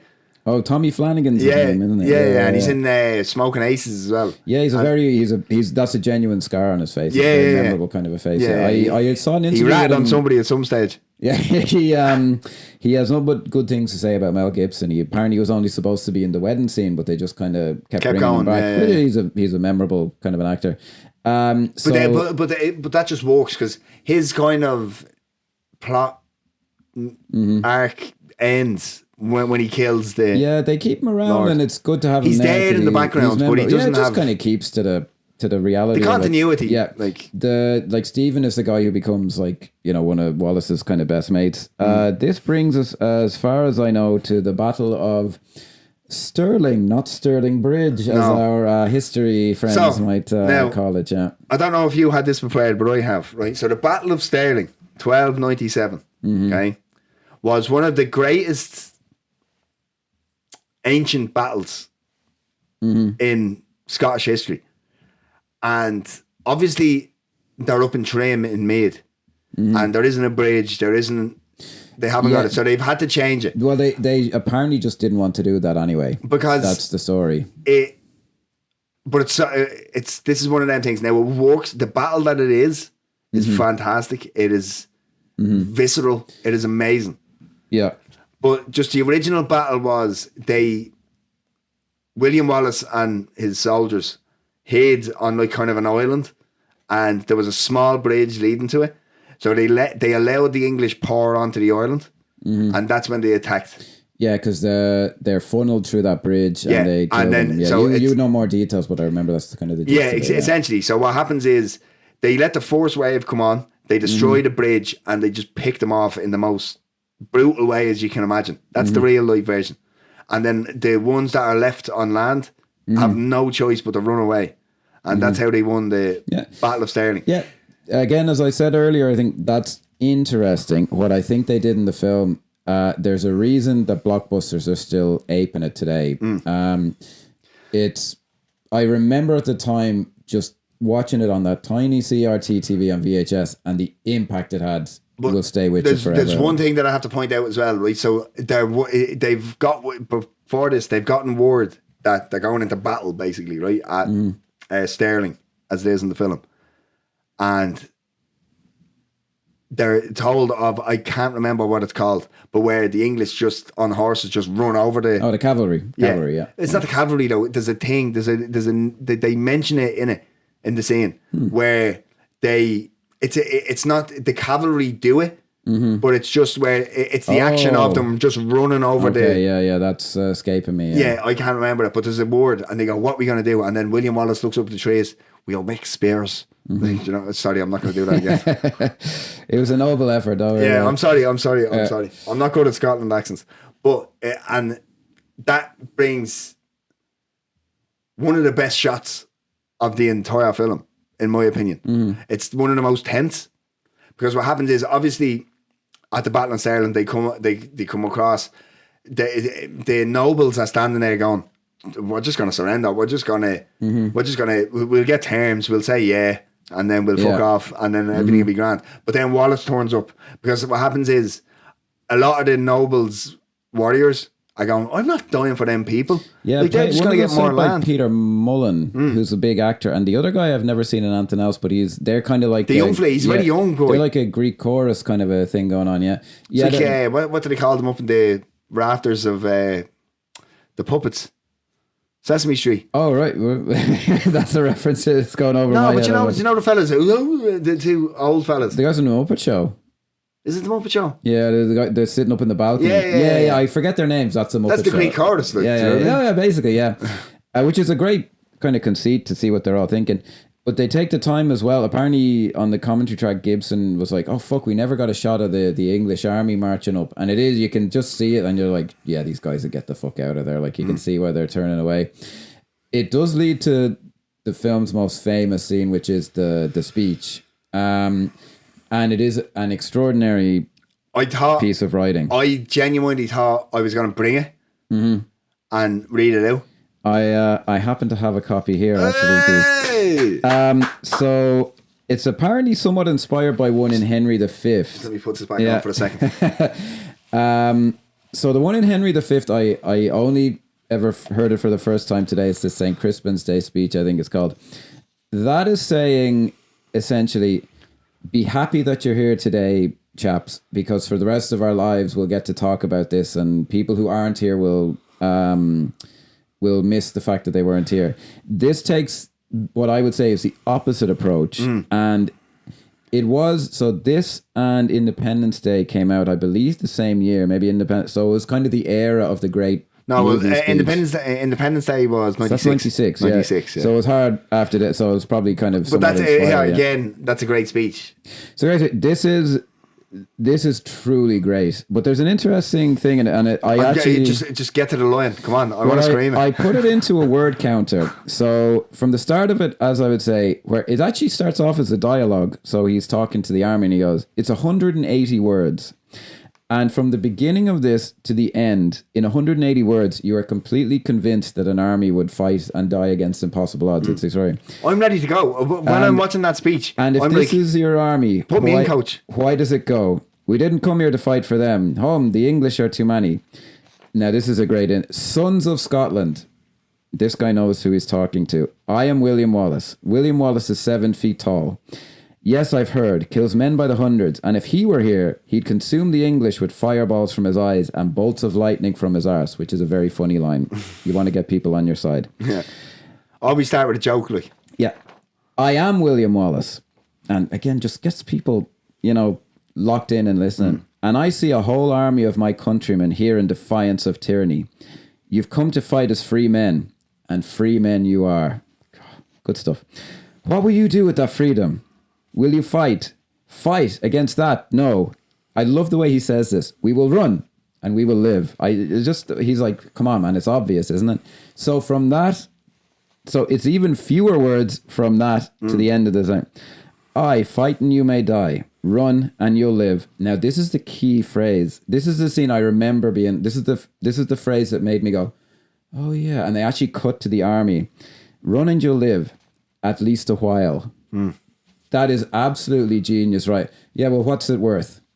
Just 100%. Couple of weeks before the English come back. And dying in your beds many years from now, would you be willing to trade all the days from this day to that for one chance, just one chance to come back here and tell our enemies that they may take our lives, but they'll never take our freedom? For they may take our lives, but they will never take our freedom. I'd scream it, but I'm not that good of a sound engineer to be able to fix it.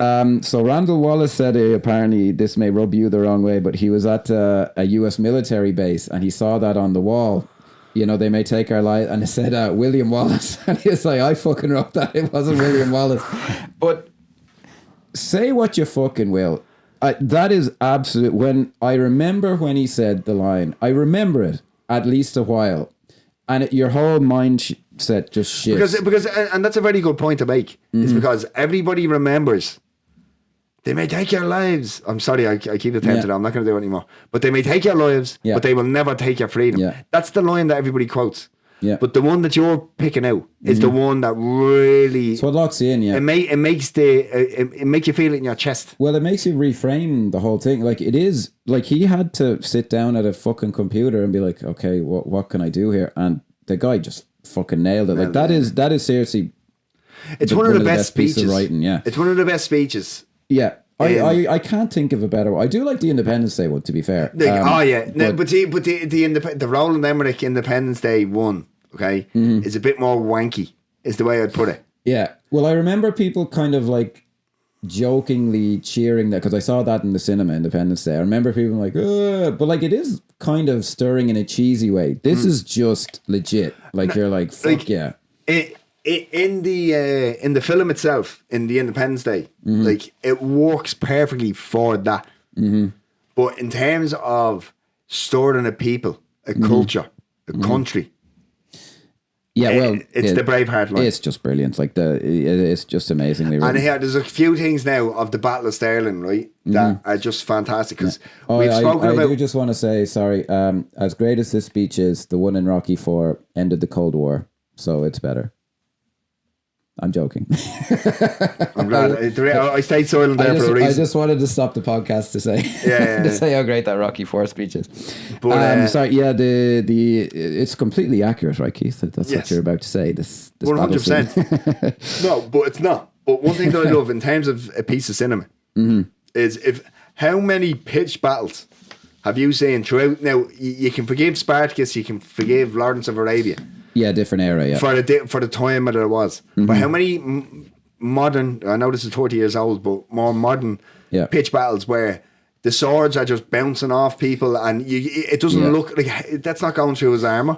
Whereas this is very visceral. Yeah. You see fucking penetration. I remember you'd, like you just watch it like that. And it's up arses. It's like, no, it's unsentimental. It's, that's not. I'm not saying that as to play it as a joke.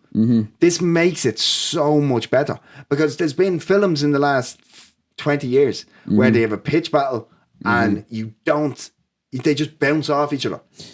Yeah, or like this shows the horses themselves being fucking impaled. Yeah. Do you know what I mean? It is the one that definitely started the whole thing of the underdog medieval army doing something clever. It with the spears, and then they do it again later. The fucking thing of like the prehistoric oil it's in nearly every film set in this period, because you're like, well, how else can we show that these guys are clever, but their opponents are kind of too heavy on their feet. I will say it was no one even came close until I do have to say I think the Battle of the Bastards in Game of Thrones finally overtook it. But that was, they're standing on the shoulders of this. This is actually, compared to today, it's admirably still quite epic, but if you study it, like, but you know what I really like about this, right, is there's a lot of Steadicam, but there's also a lot of static. And it might pan a bit, but that's it. It goes, like, if this was now, there'd be big cranes coming across as they're running up. It'd be all... Yeah, it'd be very up its own arse. And it doesn't, but it doesn't need, for it to be epic. It doesn't need that. Don't get me wrong, like, I mean, I love fantastic and intriguing camera work.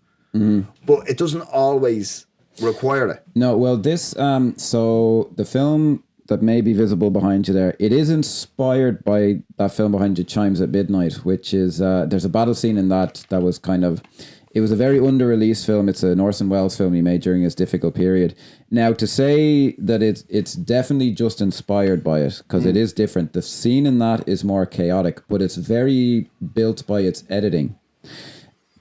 This scene is, hats off to him for directing it, but it is like, it's helped along by the editing, and he says it in the commentary. He says the editor nailed it. That staccato rhythm, and it does. Yeah, that's what I remember. I remember the kills, but it has a rhythm, and you know who's fighting at what time. And I remember a guy I went to college with. We were all very jealous kind of film students, like, oh, Mel Gibson hadn't a clue what he was doing. I was like, well, the film turned out pretty fucking well. Exactly. Like, you tell me you know what you're doing in the middle of that chaos. The thing fucking acting as well, I really like about the battle scenes in this, and this is the first major one, right? Is if you watch the making of, and you see Mel Gibson dressed as William Wallace directing. Yeah. But so essentially, for anybody that doesn't know, so obviously these big, huge set pieces, they're going to record sound, but everything is going to be replaced later, because you just can't do that on that scale. So during that battle and during subsequent battles later on, Mel Gibson is on the side and he's screaming into a microphone. He's like, "Oh yeah, this fella just stabbed you in the arse, and he's just and this fella just raped your wife, and he spat in your mother's grave," and he's really getting into it, like. And I think that directorial choice and to see it in action, is just it was just lovely because you can see, because as you see it watching the film, it's chaotic without being, it's chaotic by the humans. It's made chaotic by the performances of the humans on screen. It's not made chaotic by quick cuts and... Yeah, well, his philosophy of it was apparently, I don't want it to be a battle looking from the outside in. I want it to be looking from the inside out. Like, that was his idea. And look, they probably burned a lot of footage on it, but like the proof's in the pudding. Like, it's the most... It was the best battle scene for 30 odd years or whatever long. And some people probably still say it is. Yeah, I would. Because I don't think I can't. Like, I mean, I'm thinking of films like maybe Kingdom of Heaven and a couple of ones. I find the ones, like, one of the reasons, I won't get too much into it, but Gladiator, the scenes just, I can't follow them. I'm like, what's going on? I can't see what this is. This is in the individual, like, the soldiers in the middle of it must have some idea what they're doing, or they wouldn't be killing the right people, essentially. But the way it is just like kill after kill, and it's gory and it's gritty, and the scene of them all, I love the way they really edit it. So it's like you see them running at each other for so long, and the tension builds so high. And it's too long. Yeah. Do you know what I mean? Yeah. And but in terms of but then when they clash, and that sound of like, and there's actually a bit, if eagle-eye viewers might, because I've seen this a million times, when the cavalry's riding on them and they don't reveal the spears until the last second, there is actually a shot. There is, which is brilliant. He holds it way too long, like logically way too long. Yeah, because they were 10 feet away from you, and now all of a sudden. There is actually a shot during that where it's very, very quick, but it's from the cavalry's point of view charging in, and they already have the spears up before they hold it. Like, they were obviously in the editing room, like, come on, let's milk another little bit out of this. Brilliant stuff. To success. You know, this is where the Battle of Stirling was, where there's some continuity issues. Yeah, there's multiple. Like, from watching it today, there's a fella who gets killed twice. I didn't know. That's not. He gets there's killed bits twice. where Mel Gibson is holding his sword and isn't holding his sword when he's charging. There's just a little bit, like, I think you can kind of notice people not putting in as much effort in the background, that kind of thing. Like, it must have been such a logistical nightmare. Apparently, I think it's on your sheet there. Apparently, a lot of credit was given in one of the making ofs to the first AD, who, for David Tomlin, I believe. For anyone who, maybe is interested, the first AD is basically the organizer, like he's essentially the director, he or she, who is essentially a director with no creative input. Like, they're the organizer, like they're the right-hand man or woman of the director. And they're often very particular personality types, let's say. Apparently that guy was amazing. But like any head of department on this, should never buy a beer for the rest of their lives. Like, they just nailed it. Like, it was just amazing. Because what happens is, right, so you have your first AD, and he organises literally everything to a T. And he gives it to the DOP, which is the director of photography, cinematography. He gives it to the production design department. He gives it to every single department head, gets a copy of what the first AD puts out. You say that the first AD should get credit. It's the second and third AD that deserve all the credit in the world on this film. Well, they're the people on the ground kind of doing it. They're the people who are managing 1,000 fucking Irish blokes from the FCA. True, yeah. Do you know what I mean? Well, he was singled out. Actually, I think he's credited as a second AD. If he is the first AD and the second AD. I think on the documentary I saw they called him the first AD, but then on the credits he seems to be under a second. He was definitely like singled out as like the guy talking. Because anybody who's ever been on a set, it's the second and third director who manage everybody else who's not a main star. So when you watch a film and there's somebody standing in the background, they're being managed by the second or third AD. Yeah. And which is fine. And it's a very easy job if there's 4 people in the background. There's 2,000 people in the background here. I mean, it was a point of pride for Ireland. And they're all sitting in Trim in County Meath. Yeah. It's probably raining. It's probably cold. No, it was a legit point of pride for Ireland that this was here and that we pulled it off. Like, it was I don't know where that guy's from. Yeah, he's probably from the UK actually, because I checked him out. He worked on like the Indiana Jones films. Like, he was a serious, like they hired him for a reason, But yeah, just a completely amazing, successful scene that still stands up today? Like, has very lost much any so. of his power? Very much so. Because and again, what I come back to is it's the visceral. You see penetration. Mm-hmm. Like so many pitch battle scenes in so many films, which you can forgive the old ones from the 50s, 60s, 70s. Yeah, they were in a different. Yeah, yeah, they didn't have it. They didn't know what fucking squibs were or anything like it. Mm-hmm. But in this, because even films after this just don't even bother. It's just swords bouncing off people. Yeah, I think they get caught up with the logistics of moving all the people. They forget about which Gibson didn't. You know, that was his call. He's the one who decided what they would do. If it was a bit chaotic, it seemed like he didn't know what he would do. And again, because if you watch, and I suggest everybody go and check out Braveheart, the making of. It's on YouTube. And you see him. He is standing there with a mic, with what's the name of it? What's that called? The bullhorn. The bullhorn, yeah. He's standing with the bullhorn in a field in Trim, County Meath. I'll keep repeating that because Ireland looks fantastic in this film. But he's standing there and he's like... And he's hyping up. And this is for wide shots. Do you know what I mean? That's the care and passion. detail. Yeah. No, it's a passion, yeah. Fair play to the guy. I think we go from that to he's being, the scene. So it is kind of an important plot point that Scotland is very divided among these kind of noble families. And he's showing us the guy who can kind of see Robert the it. Bruce. Yeah, I was impressed actually with how, with very little setup, they set up so you know exactly where Robert the Bruce, how influential he is and how respected he is. Without, if you ask me like, what are the exact details of it? I'm like, I don't know. But everyone seems to like him. He seems to get on with everybody. But again, you're just describing absolute cinema. Mm-hmm. Yeah, well, that's what it is. Great about because it. Because without anybody saying, to be fair, it is said that you're the rifle king or whatever. Yeah, they've some stuff like that, but like everybody respects him. You get the sense. Or it's not even that everybody respects him. Everybody knows that he's in Longshanks. Yeah, well, everyone graces, he can talk to everybody. Yes, that seems to be kind of the. And there's a line there that he goes, if you make enemies on the Scottish side of the border and on the English side, you're going to end up dead. And then Wallace goes, we all end up dead. Yeah, well, they seem to get each other, you know, like, and he's sympathetic, and it's just very it's brilliant writing. It's this is not historically accurate, but it's brilliant writing. I will say, since we're talking about him, I don't know how you feel about Angus McFadden. I think that's how you pronounce it. He seems I won't say he's bad or anything, but he seems a little out of step with the performance style. He's a little theatrical for my taste. Yes, he does the job of the character quite well. Like, I still feel his performance is not as strong as other actors, even smaller actors. He's a little more theatrical, I think. Yes. I've seen him in some other It's very much holding the skull.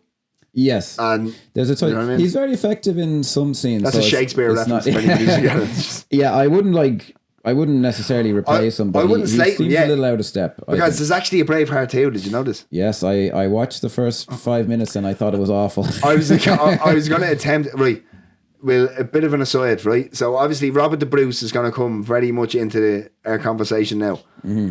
But Robert the Bruce is probably as famous in Scottish history as William Wallace. I think at the time he was more famous. Because he actually won independence. Mm-hmm. There is controversy about how he's portrayed here. I think that's big time. Yeah. Which we'll get to. We won't get into right now. But we'll get into the sequel in a while. But so we're introduced. We've been introduced previously, but we're introduced properly to the relationship, because Wallace says to him, "Unite the clans, get up off your arse." Yeah, and. Yeah, well, he's the guy I'll even fight under you. Yeah, Wallace, and it's very believable that Wallace believes in him with quite little information about it. Like, just so obviously McFadden did something in the performance that you believe that the Wallace character would, kind of put his trust in this guy. But just his performance, he's a little wide-eyed and stuff and all this, but they handle that stuff, I think, perfectly. They just kind of look at all these guys squabbling over bullshit, and obviously, just for a pure plot point, it needs to be mentioned that Robert the Bruce is being controlled, not the word, but he's being advised by his his father who leprosy. seems to have leprosy. Yeah. Who's very. And here's attention to detail for you, because at the start it's the 1/3 of his face when we first meet him. Then it's half his face. Then it's his whole face. Yeah. Fair play to them. That guy's kind of a known actor from like the 60s in Britain. I've seen him in a few, I think, Hammer Horrors. Now, it's very soon after this, and it is. I have gone on record on Facebook in the distant past, but I'll repeat it here. I think this is the most romantic scene ever filmed. It's the scene where it's a dream sequence where he meets Murren in the forest. Now, am I saying objectively? Of course, I can't possibly say that. For me, this is the most romantic scene ever filmed. It speaks very much to my ideals about romance or whatever. I think it's just perfectly lit. The way Gibson plays it is amazing. Just the whole setup of it, I think, is just the thing I love about it, right? I agree with you. I don't know. I genuinely haven't got the. I'm not sure I've seen enough to say it's the most romantic. Yeah. Do you know what I mean? The reason I say it is it speaks to me completely viscerally. There's other films that are about a romance. I couldn't tell you. I couldn't tell you a film that has a better romantic scene. Mm-hmm. But I'm just saying, I don't know if I can make the. I would have to say the same thing. Like, I wouldn't be like an aficionado like I might be with like action movies, for example. I'd have a little more authority in this. But the way when he sees her, and he is not afraid to go big, and he goes like it literally catches it, and he drops to his knees because he can't believe. And he goes, "I'm dreaming, or am I dreaming?" Yeah, that kills me when he's like, I think because it's a sadness. It's a sadness. It's like, oh my God. And she goes, because for a split second, he thought it was real. I know, and he goes, "Oh, I'm dreaming." And but she goes, "And you must wake." And he looks over his shoulder and he goes, "I don't want to wake." I hope I don't. I might actually tear up because I just think it's fucking dynamite. I'll really try and push it, folks. But I was thinking I'd be the first one to cry on this podcast. The notion of, because like as. The action part of the movie, for one, is exciting and all this, but I think it's important that it's as gory as it is, because you get the feeling like, I don't want to do that. I don't want to do that. I want to stay here with you. And he just, like that, he captures it. It's just exciting. It does speak to, as I say, my ideals of it. My favorite love song is, do you know The Island by Paul Brady? Yes. The philosophy of that song, as I understand it, is the world is a terrible, awful, disgusting place. Go to an island with a beautiful woman and just stay there for the rest of your life. And that's what the scene is about. It's like, I don't want all this to matter, because it matters so much to him. But he's like, I love you so much, it doesn't even matter. But ultimately, the thing is, from that scene, what I got is, yes, I agree with you. I'm not sure I agree it's the most romantic thing ever. Yeah. But sound off in the comments, folks. I'm always trying to drive engagement. It's the call for freedom that wakes him up. Yeah, like obviously there's a dichotomy in him. Yeah. Because he believes he wants the peaceful life. Yeah. And he wants the wife and he wants everything else. That's why I rebel against the whole, it's a cliched kind of a thing, because I'm like, yes, I've never seen it done this well though. Like where you just understand in your bones, this guy did just want that. He just wanted a quiet life. And you feel that. And then when it's wrenched away from you, it just kills you. Like that's what's great about the film. The emotional points that this film hits. Like it's you could, there's somebody I'm sure that could argue that, well, that's cliche, this, that and the other thing, but I think they're basing that off films that came after this. Yeah, well, actually, in the history buffs thing, he mentions The Patriot, and I'm like, that came after. You can't criticize. Yeah, you can't. But, do you know what I mean? Yeah. There's an argument that The Patriot went a lot further than this went. Yeah, I actually, funny enough, I remember seeing The Patriot in the cinema, and this film made The Patriot so much better, because The Patriot is just a silly popcorn movie, but it gave it this tension, because I'm like, I think this silly popcorn movie thinks it's Braveheart. They might actually kill Mel Gibson, and I don't want him to die. So again, I saw that film in the cinema, and the fucking reaction was what I'd imagine. I saw it on Sky Movies Drama. Yeah, like when you threw the axe in the guy's head, the whole audience was like, "Oh!" Like, and in Ireland, we don't tend to. But there's shit like that happens in this where they're throwing things that, and there's no way it can actually happen. Like, with Stephen and the thing. But that was a hell of a film to see with an audience. But I just want to go on record. I have never seen a more romantic scene. I just think it's. Like the way it's filmed, the way Gibson just goes so big with it, unapologetically and successfully. I hit the table, folks. Yay. It's about time. Then after that, we get the scene where we get the Battle of York. Yeah, the sodomy of the Prince character is referenced. Forget that for the side, because there's a part in this, right? Because obviously they're attacking the city of York. Well, before this, right? Well, Wallace had said, "I'm going to attack England." Yeah, because it's important to the moment. He's been knighted now. Mm-hmm.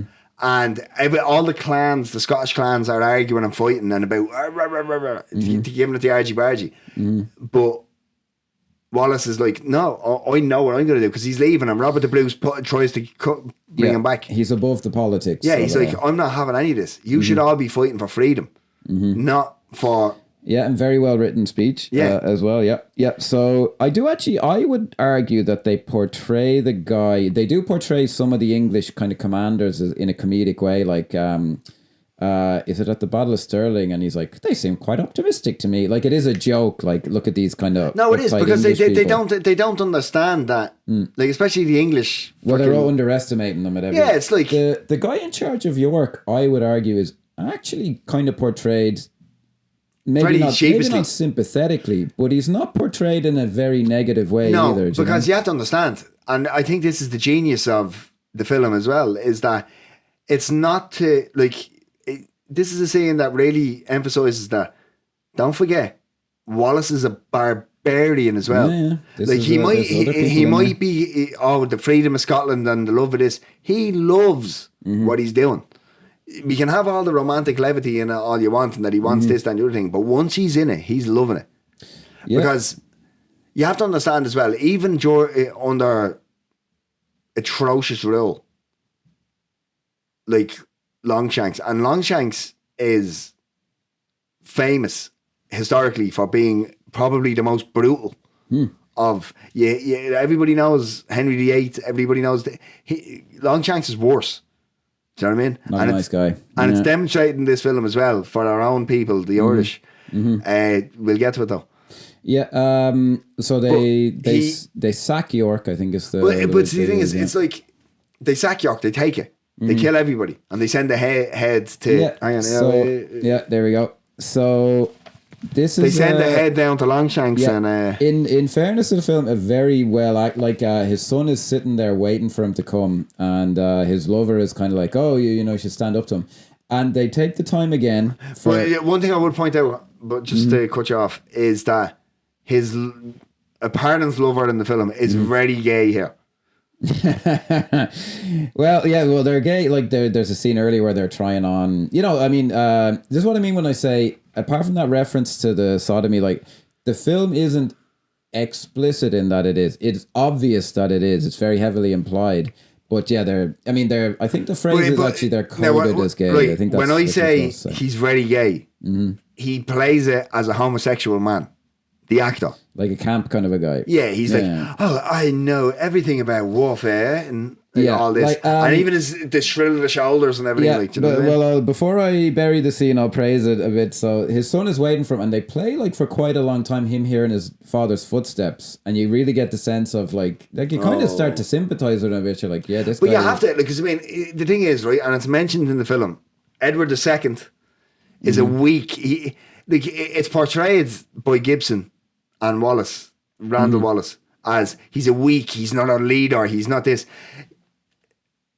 In 2025, looking back on it with 2025 eyes, he's okay. Does it make him weak? No, he's a fucking gay man who wants to live his life, probably similar to how Wallace wants to live his life, but with his husband. I would say the way he's portrayed, they make a joke out of the gay thing. I think that's kind of undeniable. I think they portray him negatively separate from that. Yes, like because he's a vile... He's like, he doesn't have to be an arsehole to his wife, and he is. That's not because he's gay, it's because he's an arsehole. Yes, you know because he thinks he's better than her, because he has royal blood. Yeah. But no, I wouldn't even say it's the fact that it's the royalty, because she's royalty as well. Mm-hmm. Well, he's just kind of a prick, like, I mean, and he's uncaring. Yeah, but see, the thing is, but looking at, like, obviously, again, we don't know what's historically accurate really here. Mm-hmm. But just as the character and how it's played, I can't help but feel sorry for Edward II. Because I don't think he wants to be heir to the throne. Well, I think he wants to go off somewhere, probably to Rome, and live his gay life with his... Well, so... what's he called? What's he called? I actually don't know. Thomas. Thomas is a No, it's not his name, but he gives him a title. What's my military commander. Well, yeah, my military advisor or something. Yeah. Now I will say, my military advisor. Yeah, it's one of these things where I'll give. That's one way to call it. I'll give the film a hard time, but then I think I'll give it a compliment. Is where Longshanks kills the gay lover. It's very funny. It's played for laughs. It's There's hilarious. No question about it. I laughed about it at the time, and you can look back on it, and it's terrible. But see, the thing is, Longshanks doesn't kill him because he's gay, though. Well, it's not a homophobic attack. Gibson says on the commentary track, and this is what I mean when I say it's you don't see them riding each other around, but it's obvious. Gibson says, I got criticized for killing the gay guy, but everyone gets it in the film. There isn't, to be fair to the woke brigade, there isn't another death exactly played for laughs like that in the film. Like, it is kind of... But he's not. But the thing is, he's not killed because he's gay. He's killed because he dared to speak to the fucking king. There's a little bit of that, but like I don't think it's as bad as some of the harshest criticisms I've read are. But I do think there's something to the criticism, especially when you kind of take Gibson's worldview into perspective.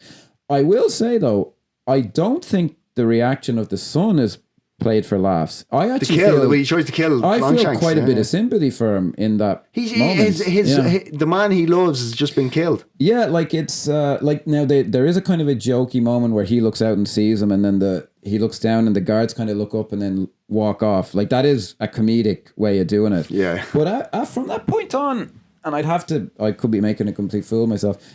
I don't think you get away with saying it treats it as a joke. I think it takes that kind of seriously, and I'll have to say I give it credit for that. I do think there's something to criticisms of the way he kills the guy, be it kind of homophobic. But again, is that just reading into what we know about Gibson? It's hard to say. No, yeah, that is hard to say. But genuinely watching it, and here's me with a fucking tricolour balaclava on, sticking up for Longshanks. But in terms of the overall film, I didn't see it as he's killing the gay. No, because he knows. He knows. He already knows, because throughout the film already he's said that, well, Princess Isabel is going to rule the kingdom. Mm-hmm. He already knows that even if his son is gay, he's not going to do anything. He kills him because he dares to speak to the king.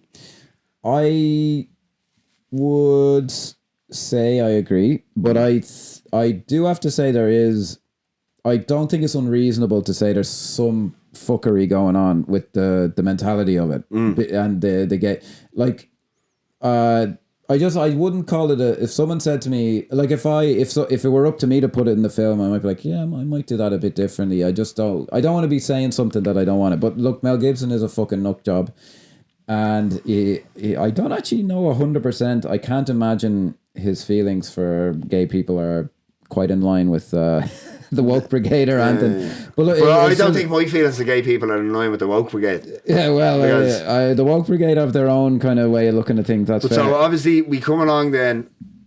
They've taken York. We've seen Longshanks kill the man, and he sends Princess Isabel. Yeah, to me. Now this starts something that I have to say I'm very annoyed at. I love this film. Let me get myself fixed up. Again, I love this film. I don't need the romantic part of the thing with Isabel. Yeah, I do not need it. I don't think the film needs it. It does not take away from the gloriousness of this film. But There's a scene that is completely dead in the water because of this love interest. Oh, interesting. And we'll get on to that. Well, I do like the scene where they're introduced to each other, where he speaks, like the guy doesn't think he can speak Latin, and he speaks it back to him, and he says, "Oh, in fact," because your man looks like a real wanker. Yeah, he looks like a real dickhead. Like Wallace is like, I like the cockiness of him. Like when he was speaking it to Murren, or where he's speaking it here, he kind of enjoys the fact that he's fucking with them. I'm like, yeah, cool. So then after that. Yeah, he has it. I mean, I take your point about I wouldn't take the romance with the princess out, I have to say. I'll tell you why. You'll understand why you should. Okay, fair enough. I don't, and I like the thing with her. I think Sophie Marceau plays it very well. She plays it, and I like all the bits. She's a very good actress. She's a very compelling actress. She's excellent, yeah. Because she has such an important role in the film, more important than Murren. Because obviously. Go on. Obviously, well, let me say it this way. Maybe not more important than Murren. Murren is the first half. Princess Isabel is the second half. Do you know what I mean? It keeps a romantic edge or a romantic goal for Wallace to be attaining. Yeah, I do like it. And it's obviously, I think the thing with Murren is, so good, it'd be hard to beat. But I like the stuff with her handmaiden or whatever you call it, and how she kind of has a thing for Brendan Gleeson, and I like all that. And because it's funny, because throughout the film, because they did something that we didn't mention, but they're swooning over Wallace. Yeah, do you know what I mean? I always thought was. Yeah. I remember actually when watching it with my neighbours, and your one said her blonde kind of handmaiden goes. Tells a story about how Wallace fought through the ambush at his wife's grave, and Sophie Marceau kind of goes like, "Oh," and I remember she one hits of the guys. The wall. She's like, ugh. Yeah, one of the guys I was watching it goes like, "Oh, she's in love." Like we were sitting still for that stuff as 11 and 12-year-olds. Like the film just kind of has you, like that's why again I saw it so young. I kind of wouldn't change a frame of it, but I'm curious to hear your argument for later. Now, we've left a lot on the field, literally, with the talk of the previous battle scene. The next scene is good, but this is the one where they lose, the Battle of Falkirk. There's some great stuff now with Longshanks, because I like the play of Longshanks is in charge, and because he's so ruthless, that's like an advantage. But it should be pointed out that Princess Isabel is sent to speak to Wallace. And she offers him truce. She offers him land in Lower England and all this shit. And he refuses it. And he says he requests you. He will not come further down to southern England. He'll stop at York. Yeah. Provided you're at the next battle. Yeah, he has high hopes for this battle. Yeah, does Wallace. So Robert the Bruce doesn't show up, even though he's so. I mean, if you want to look at it kind of logically, because we do see him. But see, the thing is, we do see Robert the Bruce, and it's because he's very much, and this is historically accurate. He is a political opportunist, because multiple times during the film, he is English, Scotland. English. And his dad says one thing, he says another. And that's historically accurate. Robert the Bruce, written down in history, is he was, one day he'd be pro-English, one day he'd be pro-Scotland. And there is, like, obviously, the Battle of Bannockburn, which isn't portrayed in the film, but it's alluded to, was where Scotland independence was won. And that was Robert the Bruce. Yeah, I suppose we'll cross that bridge. I do love that scene. So actually, this is before this. Robert the Bruce had pledged to help Wallace. He had said that we will unite the tribes. Yeah, and something's up because you see him arguing with his father, but they don't go into it. And Wallace has put a lot of his trust in him. Like, we won't go into. We've kind of said it all. Like, the scene is excellent, and a lot of the touches of like Longshanks, like the line of "Won't we hit our own men with the arrows?" We haven't even got there yet. Before you go, right, I'm gonna put this back on just for this. I won't put this back on again, I promise. But because obviously Longshanks has organised for the Welsh and also the Irish to come. But he's also organised French troops to go around the battle and to burn Scotland down while Wallace is busy downstairs. And there's a line where he goes about the Irish and he goes, no, don't use the archers.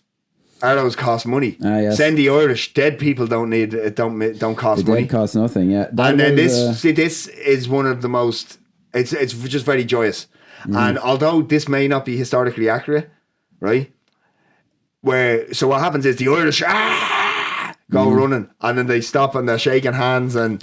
Yeah, it's actually referenced on one of the making ofs where Mel Gibson said it's like the most expensive joke of all time. Like 100%. The thousands of people running towards each other, and then it just. And see, the thing is, now this may not be historically accurate for this battle or for the life of William Wallace, but in terms of the Irish being regimented or conscripted into a war that they have nothing to do with, this is accurate, right? There's the Mexican-American War, right? Where the Irish immigrants were pulled straight from the boat in New York and sent down south to fight in the front line for the Americans.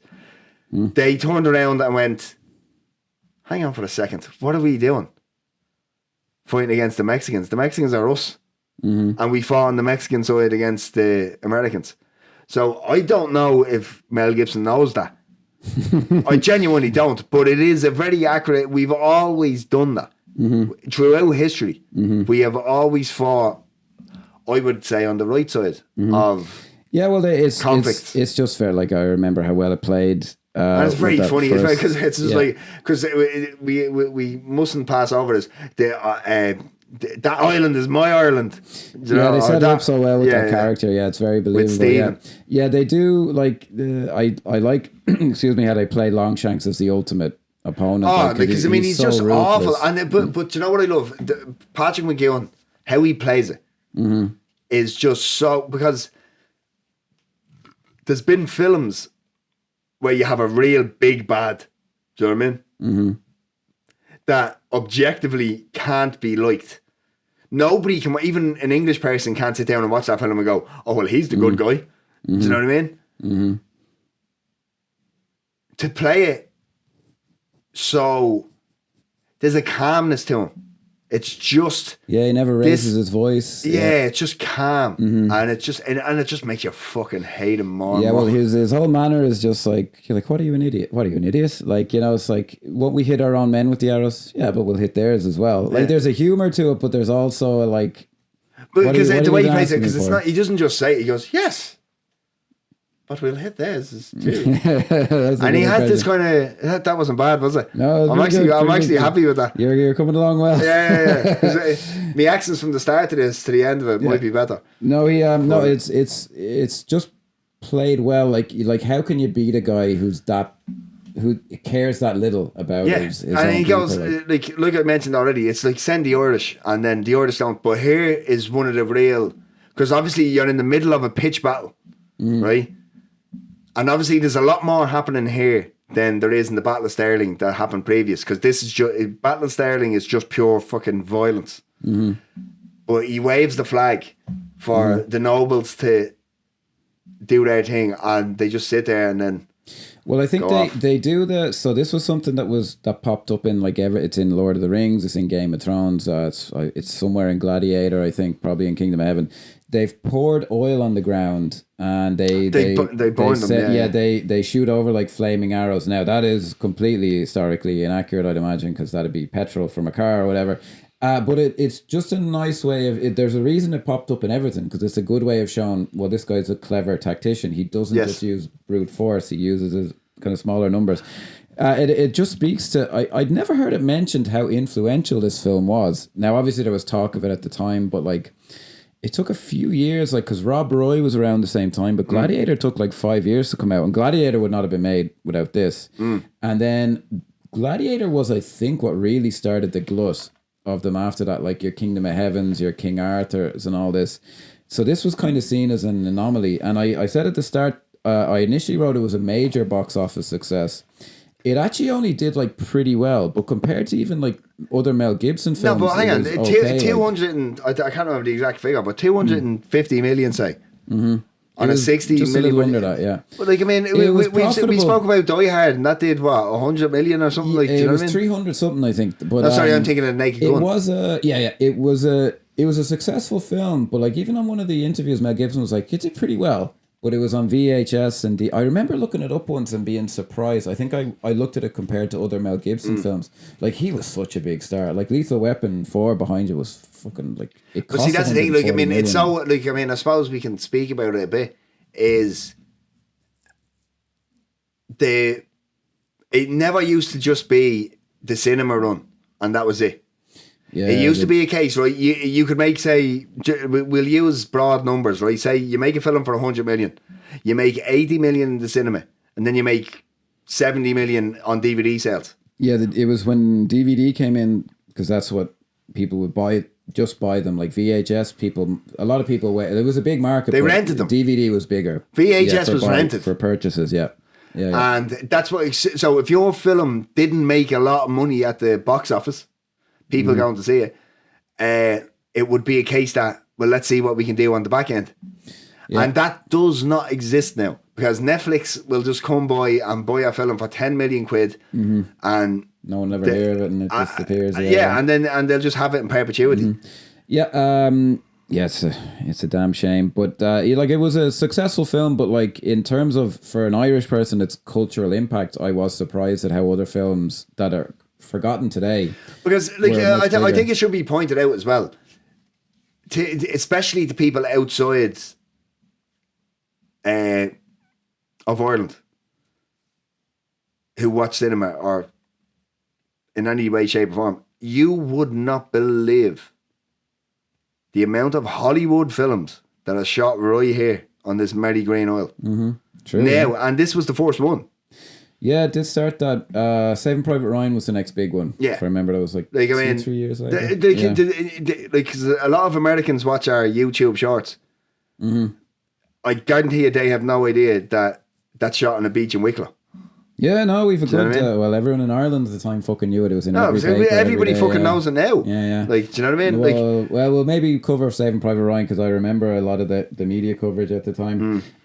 So because he's betrayed, so he was outplotted, outpoliticked by Longshanks. I do like the scene where you find it's very melodramatic, but I think the scene where he finds out the Bruce betrayed him is very. Because good. that's what happens. Is there's a guy in a big helmet, like a jousting fella. Yeah. The typical, like, he has the big tin. Yeah, it was a surprise when you found out it was Robert 100%. Bruce. Because literally the scene before, it just seemed like his bodyguard or something. Yeah, because he mentions to him about how easy it was to tempt the other Scottish nobles. And they're like, well, obviously that's not a Scottish noble that he's talking to. That's a very good line, actually. He says, we gave him this, and he says the other guy went for much less. It kind of speaks to those. I know, guys, I'm sorry to cut back, but when the Irish betray Longshanks, the look on Patrick McGowan's face.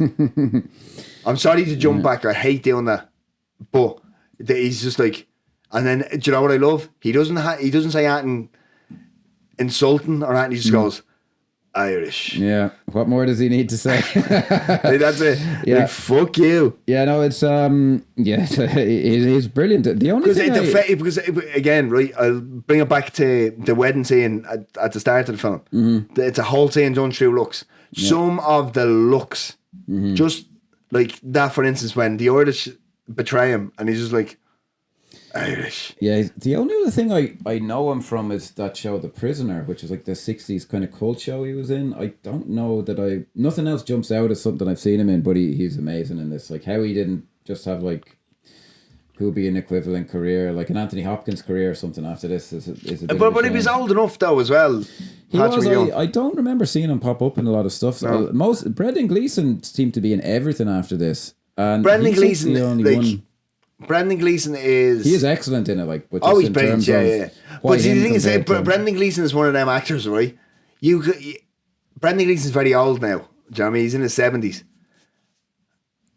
And he's one of our greatest assets as Irish. Yeah, he's amazing. He's a fantastic actor. Like, he's truly, truly amazing. But, like, you could put the makeup on it, the hair on him again, and he'd look the same. Like, it's true, yeah. Because even though he's definitely weathered a bit, but he could nearly play the same role. Yeah, he does. See, I'm surprised when you said how old he is, because I did see him in real life once, but like 15 years ago, at a premiere of in Bruges. But yeah, I'm surprised at how old he is actually. His son now is tearing things up. Donald, yeah. But sure, it's all the sons. Like, it's fucking love-hate. For anybody from Ireland will remember, I can't remember his name now. I'm sorry, but I only know Donald, to be honest. No, there's Donald, and then there's another one, and then there's another one after that as well. Really? Yeah. I'm not surprised now. Good. I wish I was more prepared. I'm sorry to the Gleasons. I'm sorry to the Gleasons. Yeah. So the Bruce betrays him, which he takes very hard. Another great score moment, and then it's fantastic because, and again, it's the use of the high frame, slow. Yeah.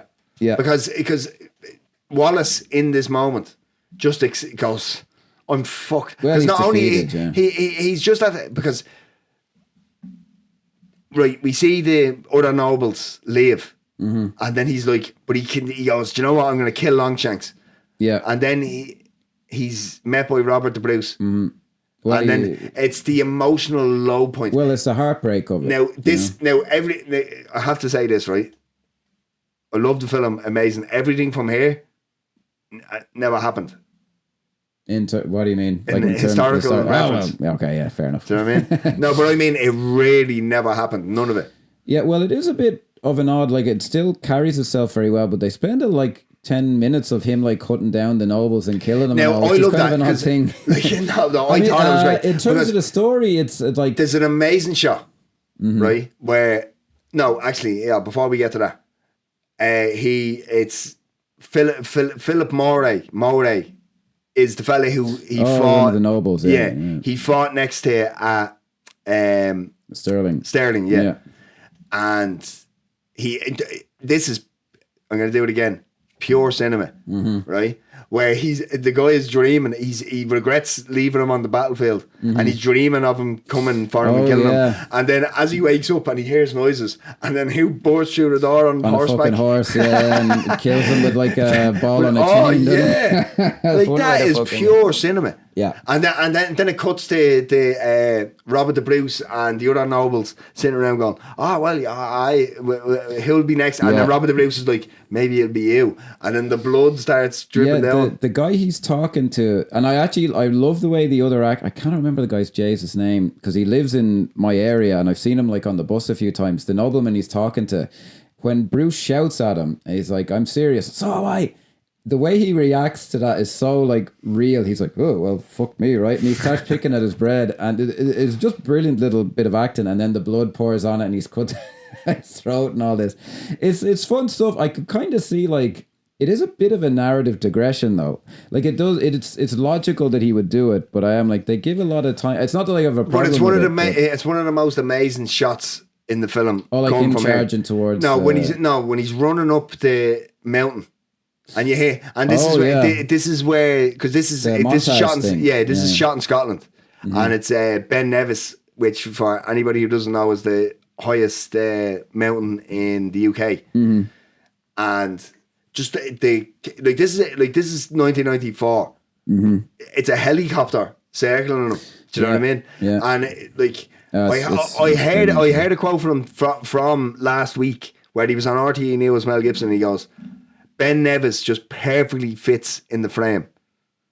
And he's dead right. He says it's the CinemaScope frame, yeah. As he's running, because you see he's running up a mountain, but it's obviously the helicopter, what a drone used to be. Yeah. And it's just immaculate. And that's where the actual mythology of William Wallace comes in. He killed 50 men with one slice of his sword. It's funny because I never copped it till he said it on the commentary track. That used to be a lot earlier in the movie, like pre the Battle of Stirling, because that's why the guys are saying he's 7 foot tall. There is something about putting it in there, like the myth of the legend. The myth grows after he's been defeated. Yeah, well, the thing with the nobles is that's kind of a mythic thing. Like, oh, did you hear what he did? They betrayed him, and he did this and that. So it's kind of a genius move to put it in. But I do think it's a very Hollywood thing. It's like Wallace becomes Hitman, and it works. But it works perfectly. There's something about it. I don't say that to degrade Yeah. The sequence, like, it's just... Yeah, it's no, it is. fantastic. It's beautiful. And I was struck actually watching this. I remember when drones came out, I was like, what's all the fuss about these fucking drones? Now, they're more affordable and it's kind of democratized it. But I'm like, your helicopters have been doing that for years. And then every cunt has a fucking drone and it bored the shit out of me for like 5... It's kind of evened down a bit now, but there was a glut of them. Like when you couldn't fucking click on a YouTube video without it being GoPro and everything was a fucking drone. But like the stuff in this is beautiful, like, and it's really smooth. You didn't need a fucking drone. Sorry, they just really got on my gut when they were really popular for a few years. So, okay, this is where we have the romance with the princess, where they make the beast with two backs, as I'm going to try and work into the every... beast with two backs. And I'm telling you now, I'll get to it, I'll repeat it again. This takes the power out of a certain scene. That's coming later. Yes. Okay, fair enough. It is, even in the context of the story, not ahistorical. But like, I mean, and especially, right, because we've spoken about the historical inaccuracies, right? Mm-hmm. This is the most overt one. Because if you look at history, she was 10 and living in France. She didn't marry Edward II until 2 or 3 years after Wallace was dead. Yeah. So, like...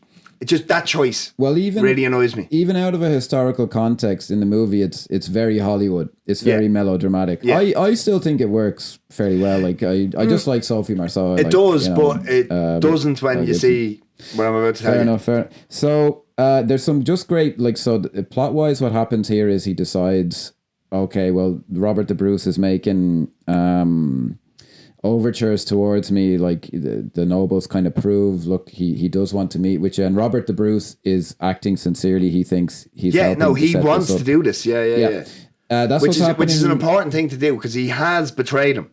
Mm-hmm. But he's like, no, do you know what? Fuck this. We're gonna beat Longshanks. And he had a chance to kill him at Falkirk, and he didn't take it, which is just to mention, like, the craft, the scene where the nobles approach him. And then the scene after where he talks with Stephen and the Brendan Gleeson, just the way they're filmed, and they're so beautiful. Like the scene where the nobles come is like filmed in really shitty weather, and it gives it this real.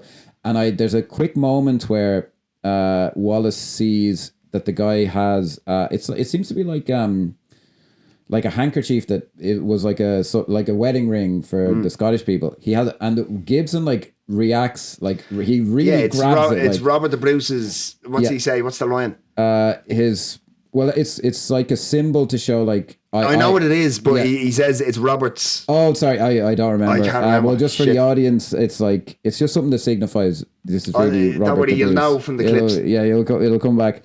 But the way Gibson reacts to it, like, fucking give me that. I just really like the way that they actually filmed it in the rain is great. And then I love the three of them together on top of the mountain. It's just so beautifully shot. There's a moment in the scene where he wants to go, and Stephen and Brendan Gleeson are like, are you fucking out of your mind? And he's just like, well, look, we've got to try something. And now, but Stephen turns around and says, listen, I watched. Yeah, he's kind of he would have killed you if he wanted to. Yeah, he's like the voice of reason. But there's a moment in it that, again, and it's very important, because I think we'll come to it when we get to the kind of climactic kind of scene. It sticks with me to this day as someone who's not religious, where Brendan Gleeson says, this is about Murren, you're doing it because you think she sees you. And he goes, I don't think she sees me, I know she does. Yeah. And your father sees you. And I just find that, and then he hits him. Then he punches him, just hits him, which is very Celtic, because it's very Celtic. Exactly. It's the whoa, don't you dare tell me how I feel. Yeah. Bang. But there's something, that line is very, very touching, even to a non-religious person. And a non-religious filmmaker, I don't think put it in there. No. But these people he really believed that. And it's very, very, like, religion is us, even if let's take, the metaphysical reality out of it. It's us trying to make sense of the world. So there's something touching about the thought that people are watching us and that you're doing it for them and all this. And I just find it very moving. And it's something that I think actually Randall Wallace is a bit of a religious lunatic as well. If you ever Google him, an interview, like, he pops up in some very strange YouTube channels. But it gives their art a humanistic edge, which they might rebel against. But I'm like, that's a very human moment to say, I know she's watching me and your father's watching you. This is where I'm getting emotional again. But it's just brilliant. A little moment that filmmaker maybe of my sensibilities wouldn't go for, and it's really just great, and the and acting it in that works in scene the is context amazing, of the overall film. It's not like it's not like they're trying to beat you over the head with suddenly be a religious and Yeah, well, my memory of it is when I was younger, everyone in movies believed in God, like the characters, and now it seems like, I'm not saying everyone's a fucking atheist with nobody nobody mentions it. Yeah, it's very, and I think, well, I won't go into that. That's for another podcast. Yeah, we've touched on enough politics, but it is just something that. Speaking of Palestine, what's the deal with? Maybe that was an ill-judged reference. So the Wallace is betrayed, and I think there's some good scenes. We'll maybe just hop to his. So the typical Hollywood film would end with him about to be executed, and then they save him, like Robin Hood, Prince of Thieves, which maybe is more of an inspiration for why this film got made than maybe we're given credit for. Yeah, this is it's an extended scene essentially of he was begged not to do it by Sophie Marceau, and you know. But it's an extended scene of the main character being tortured to death, now, which is an unusual way to end a Hollywood film. That's true. Now, it should be said here, right? There's two things. Now, I emailed you earlier on, and I got you to print me off the step-by-step guide of how he was actually executed. Excuse me. Right? So, in the film, it's portrayed as he's brought in, and he gets his lettuce and his tomatoes and all thrown at him. Yeah. And he's given the opportunity to kiss the ring or confess to your crime, and he refuses because he never swore allegiance. And you see him, he's hung, he's dropped down, he's pulled horse and buggy, they stretch him out. Yeah. He's put down, we don't know what happens in this scene. Yeah. Whether he's disemboweled very or tastefully. It is actually fairly tastefully. Whether he's disemboweled or castrated. Yeah. Now, the reason I wanted you to print off the real thing is because what actually happened, which is written down, this is historical fact. Yeah, is a lot worse. So he was dragged through the streets of London. He was locked up in the Tower of London, which tourists, including myself, go to visit. I was there a good few years all ago the time. now. He was locked up there for a period of time. Don't know exactly how long. He was then dragged behind the horse on the road for all through the streets while people cheered and threw letters at him. He was then brought to the execution chamber at Smithfield in London. And so obviously, as it's depicted in the film, it's everybody around, they're all screaming, rah, rah, rah, rah, all the usual stuff. What then happens is he's given the opportunity, he's hung, which happens in the film, but then he's disemboweled, right? And according to historic writing, his bowels, his intestines are in front of him while he's alive. They burned him. Yikes. They burned him, right? Then they strap him to what looks like a cross and castrate him. Yeah, I know. It gets... Ugh. My father went the same way.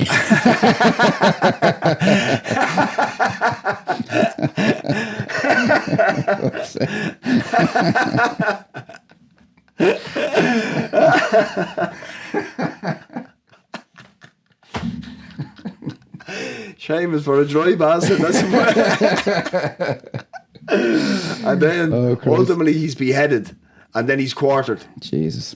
Now, for someone who went so hard in the Passion, now I know it's after. Yeah, he toned it down. It's really because it's left to the imagination. Because obviously, what's actually happening to him, he is hung, he is strapped to the cross-looking thing, and it's off screen that you see. Like, we don't know what happens there. Is he castrated or is he disemboweled? Yeah, we don't know. I always took it as disemboweled, maybe because I wanted it. Because the thought of getting your dick chopped off that's not pretty. Yeah, but it also it needs to have the emotional, because the whole way through it's like, just say it. Just say it. Yeah. Just say that Long guy, Shanks is the man. That guy man. is great, yeah, the executioner guy. Yeah. Because he is, like, we often talk about how to make you hate someone when you need to hate someone. this is effortless. Yeah. Now, the way he's like, I'm trying to help you out here. Yeah, man. it's like, but he never says that. Yeah. It's almost like it's the dichotomy of his job is to execute you in the whatever way the king wants, but he also doesn't want it, but he also wants it. Yeah. To be able to, but that's because people think that just happens. That's a fucking man who's very into his craft, who's able to pull that off. Yeah. Yeah, it's great stuff, yeah. Apparently, sorry, keep going. There's obviously, here's where the love interest and the sex scene with Princess Isabel ruins the power of what happens here.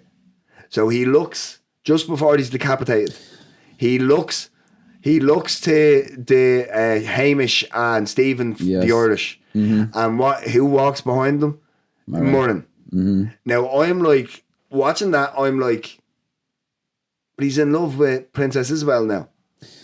It takes it, and I won't hear anything different.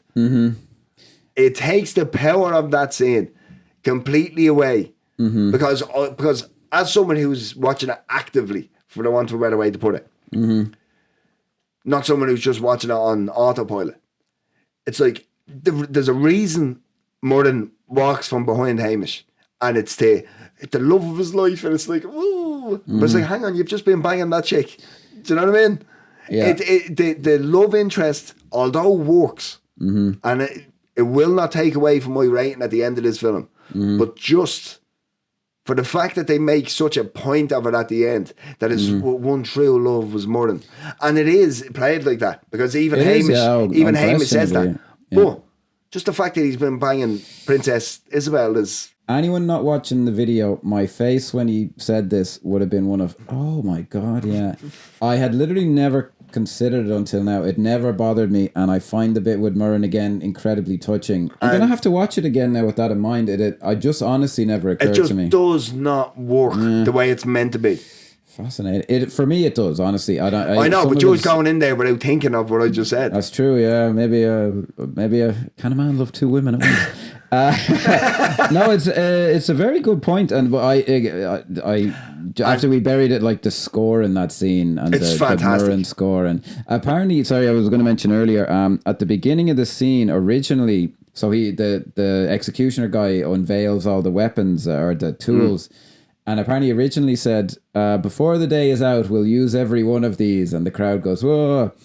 And apparently, like... Well, did you notice the crowd booing as the executioners walked up on stage? Like, yeah, it was interesting. There's a lot of stuff going on there. Yeah, it's quite... The interplay with them is quite good. Like, we'll probably get to it. You finish what you're saying. So apparently that's what he said, like, we'll use every one. Apparently like 25 people got up and left because they were like, oh, fuck me, what are they going to do? In the film? Or? In the film, yeah. Because they're like... I didn't notice that. Yeah. No, they changed it then to... There's a very, very wide shot where I think even like if you watch it in the cinema, you wouldn't see his mouth. It doesn't match. He goes, behold the price of treason. Or something like a little more generic, and apparently that solved the problem because people were like, I think people like you or I were film fans. Like stuff like that doesn't really bother us. Like I remember I went to see There Will Be Blood in a premiere, and there was a Q&A afterwards, and there was a woman asking a question, like couldn't get the question out. She's like, Daniel, your character was so evil. He was so evil. He was the most evil. And I was like, have you never watched it? Like, I think that film's amazing, but I was like, I've never seen a fucking film before. Like, yeah, exactly.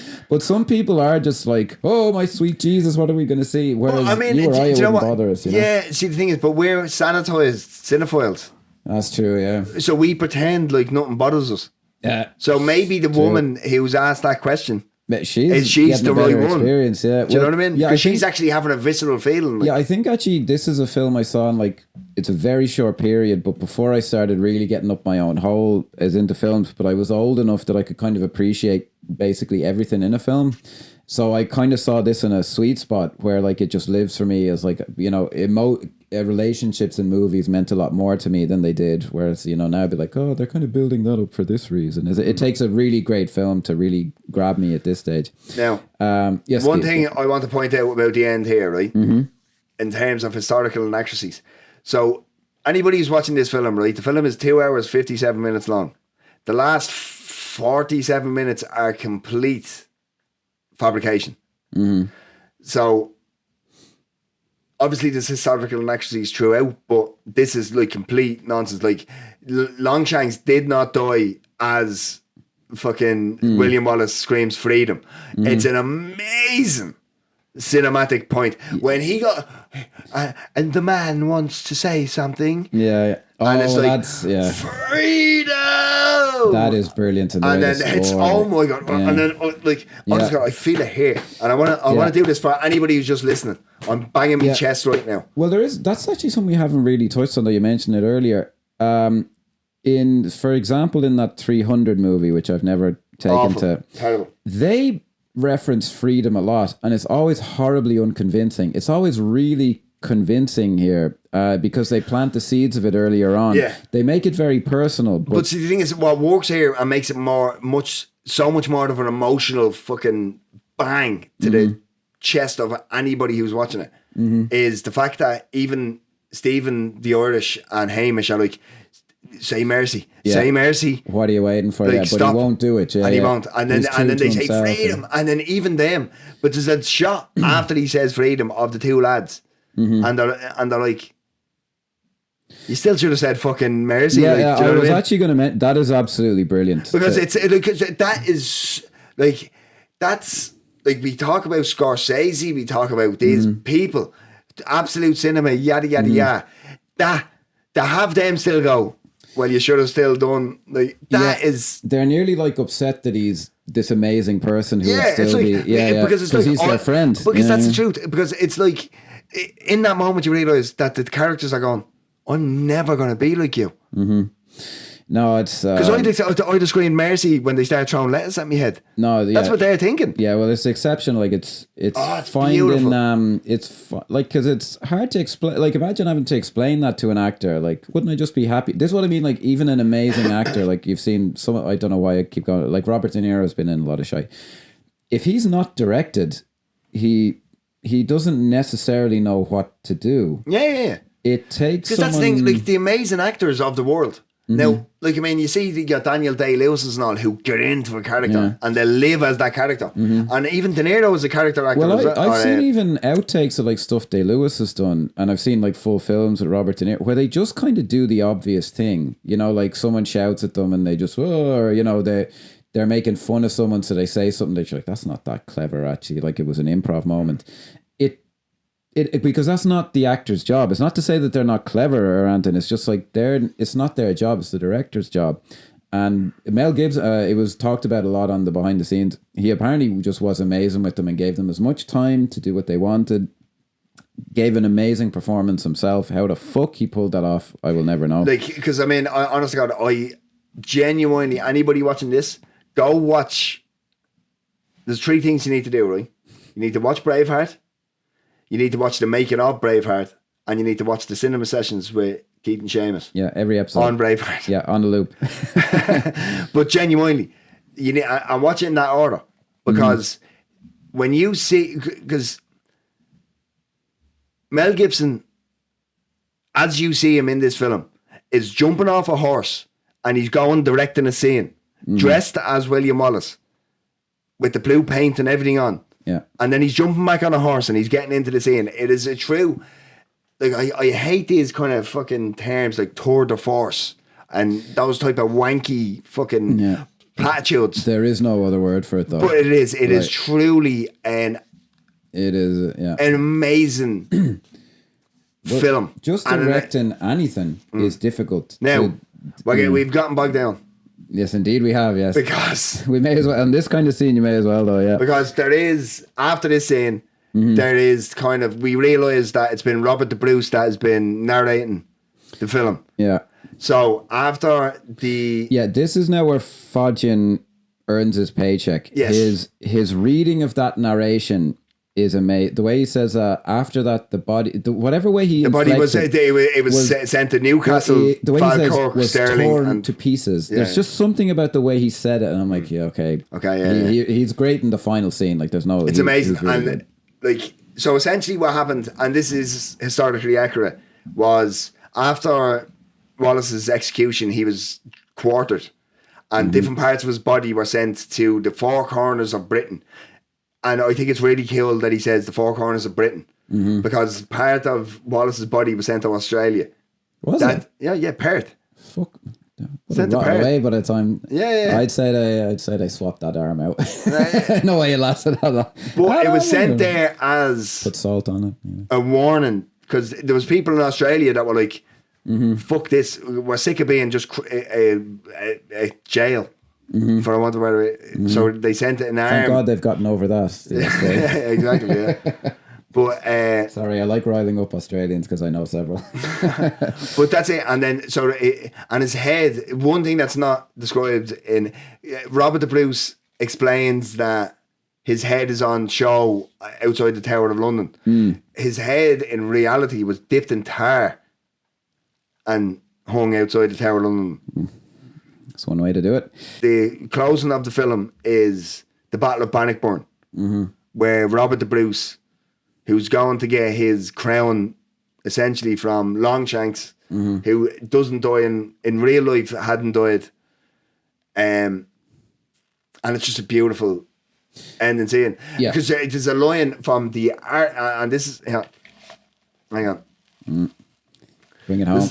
There's a fucking line, right, where the guy goes, the English general or whatever you call him, goes, I hope you wash your ass because there's a king about to kiss it. And it's like, and I'm sitting there watching that going, I can't wait to see the smile wiped from your face, you putrid little cretin. Now.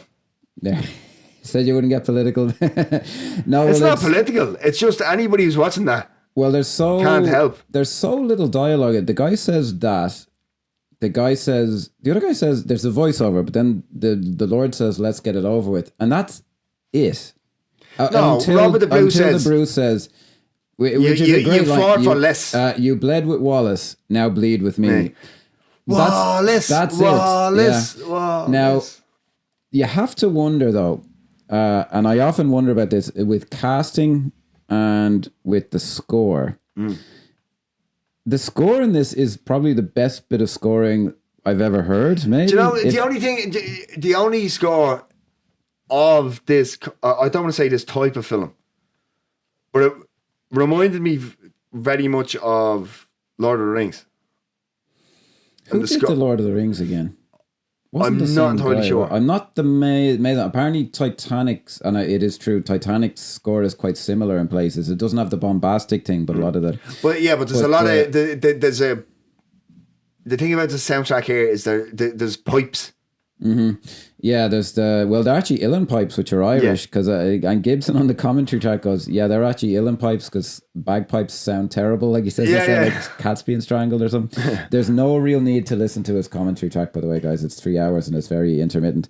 But I will never forget to the day I die. Like, so Brent, the end of the movie is a guy throwing a sword and people charging, but it's like the most epic thing you've ever seen. When he threw, because it's Hamish. Yeah, well, Hamish has been throwing things for the whole film. Well, true, yeah. Do you know what I mean? When the crescendo and the music hits, when he lets it go, and it is just the most fucking amazing thing. And it turns from Robert the Bruce's narration to William Wallace. Yeah. When they got their thing, I was about to try and do a Scottish accent again, but I wasn't. I'm not that stupid. But he goes, what's he say? He goes, well, he says actually, because this is a phrase that a student heard me say one day, and then he goes, in the year of our Lord 1340, like Scottish patriots starving and outnumbered charged the fields of Bannockburn. They fought like warrior poets. They fought like Scotsmen and won their freedom. That's an approximation of it. Great stuff, like fucking absolute cinema. Yeah, it's amazing. Actually, I have to give credit to Gibson, who seems like, obviously, on an interpersonal level, is someone people really love. Because, like, after some of the things he said about black people, like Danny Glover was still supporting him and stuff. I saw an interview with him where he was talking about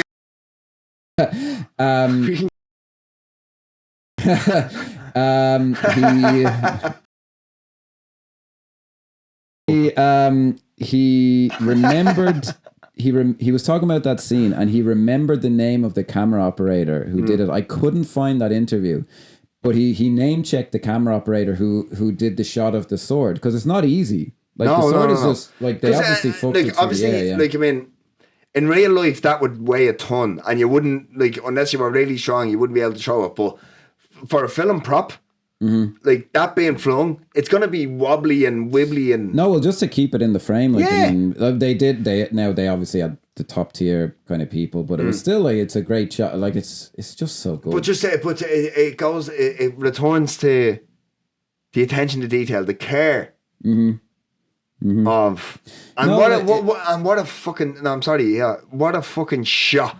Just to have the sword, the way it lands in the and it's the last shot of the whole film, and it's just, and that's in a field in Trim, County Meath.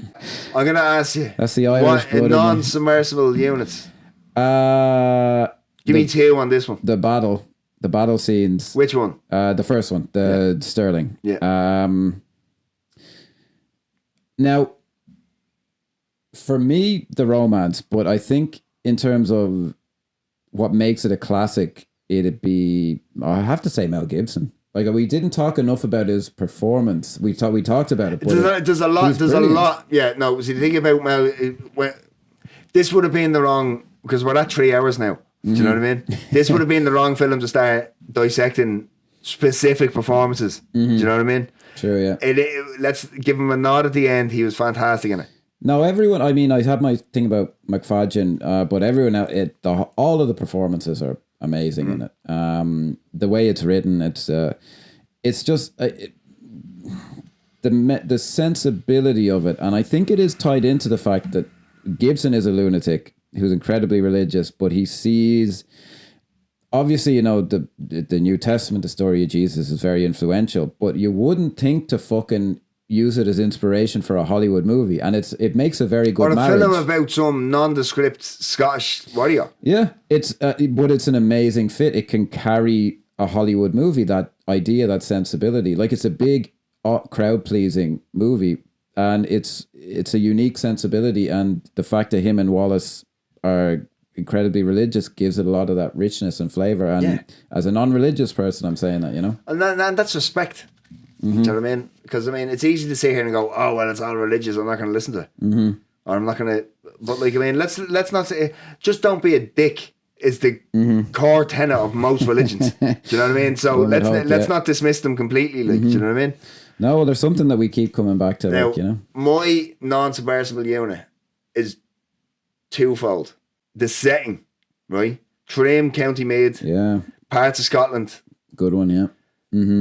I think without those wide shots, without the Blessing and Lakes in the opening scene, without the shot of Ben Nevis, like, it's just, it makes you feel a part of the world that it's in.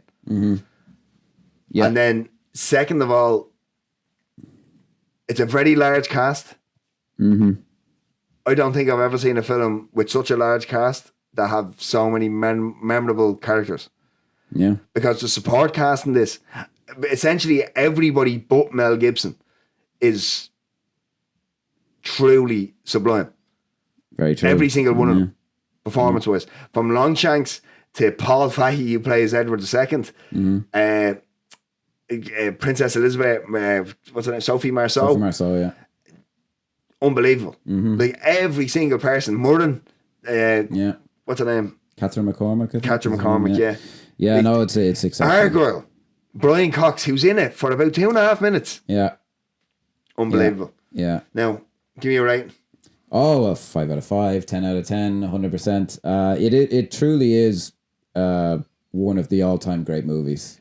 I don't know. Do they do the top 100 on IMDb anymore? Because this has to be in the top 10 or something. I don't know. But when I looked at it, I didn't see it. That used to be a bit. Maybe they got rid of that or something. I used to pick films to watch based on the IMDb top 100. It just is like it's just one. It's up there with, like, you know, your Spartacuses and your, you know, like. Listen. I might get lynched for saying this, but I'd argue it's better than Spartacus or Lawrence of Arabia. To a modern audience, I would say yes. I 100% am behind that. Now, don't get me wrong, Spartacus and Lawrence of Arabia, watch them if you haven't seen them. Yeah. Oh, no, yeah. They're not bad films in any way.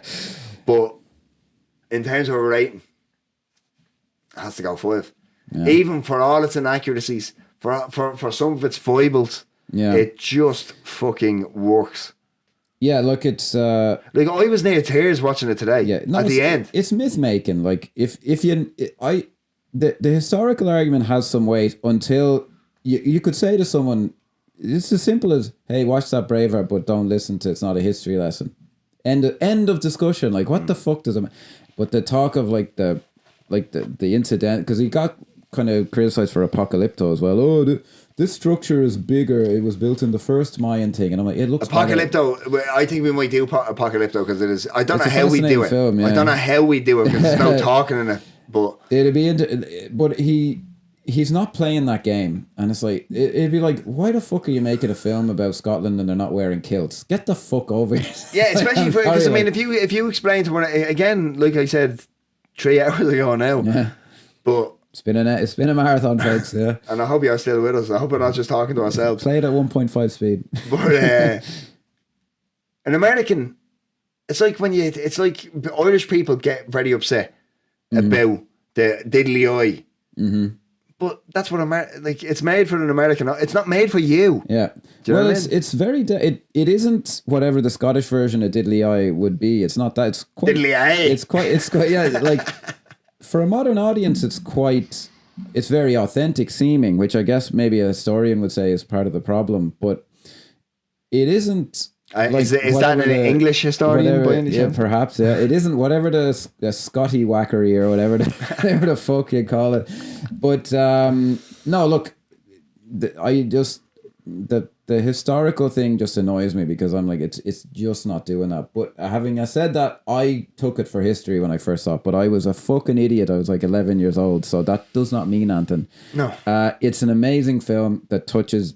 It's an amazing film. I don't know how Mel Gibson physically pulled it off and gave such a great performance. And we didn't even talk about the mechanical horses, but that's something that you can find out yourself. That's for another time. Yeah. Give us a like. We don't even need to say that anymore because we're putting the things at the end of the video. Did you say anything that you agreed or disagreed with? And do you know what? I genuinely, because I know from looking at the analytics, there's a lot of UK people that are listening and watching and liking the clips and stuff.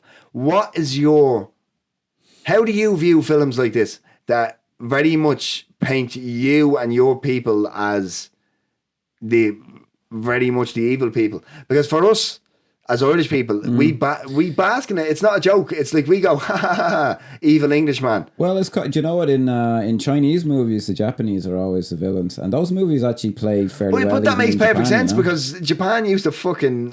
Yeah, well, they didn't treat the Chinese very nicely. They weren't the nicest people in the past now. No, but I've never actually asked an English person about it. Because and that's why I'd be very interested to hear about because I do often see things about English people being asked, are you proud of your history? Like, what part am I meant to be proud of? Do you know what I mean? Is it India? Is it Ireland? Is it Scotland? Like, what part am I meant to be proud of? There is things that you can be proud of in English history. It's just not the majority of it. Well, the stuff touched on in this film, maybe you wouldn't want anyone to say. But did you prefer The Outlaw King, guys? Is that a better film because it's more historically accurate? Let us know in the comments. And we'll see you on the next one, I guess. Yeah. Bye. Thanks very much. Checking out. Thanks, guys. Bye-bye.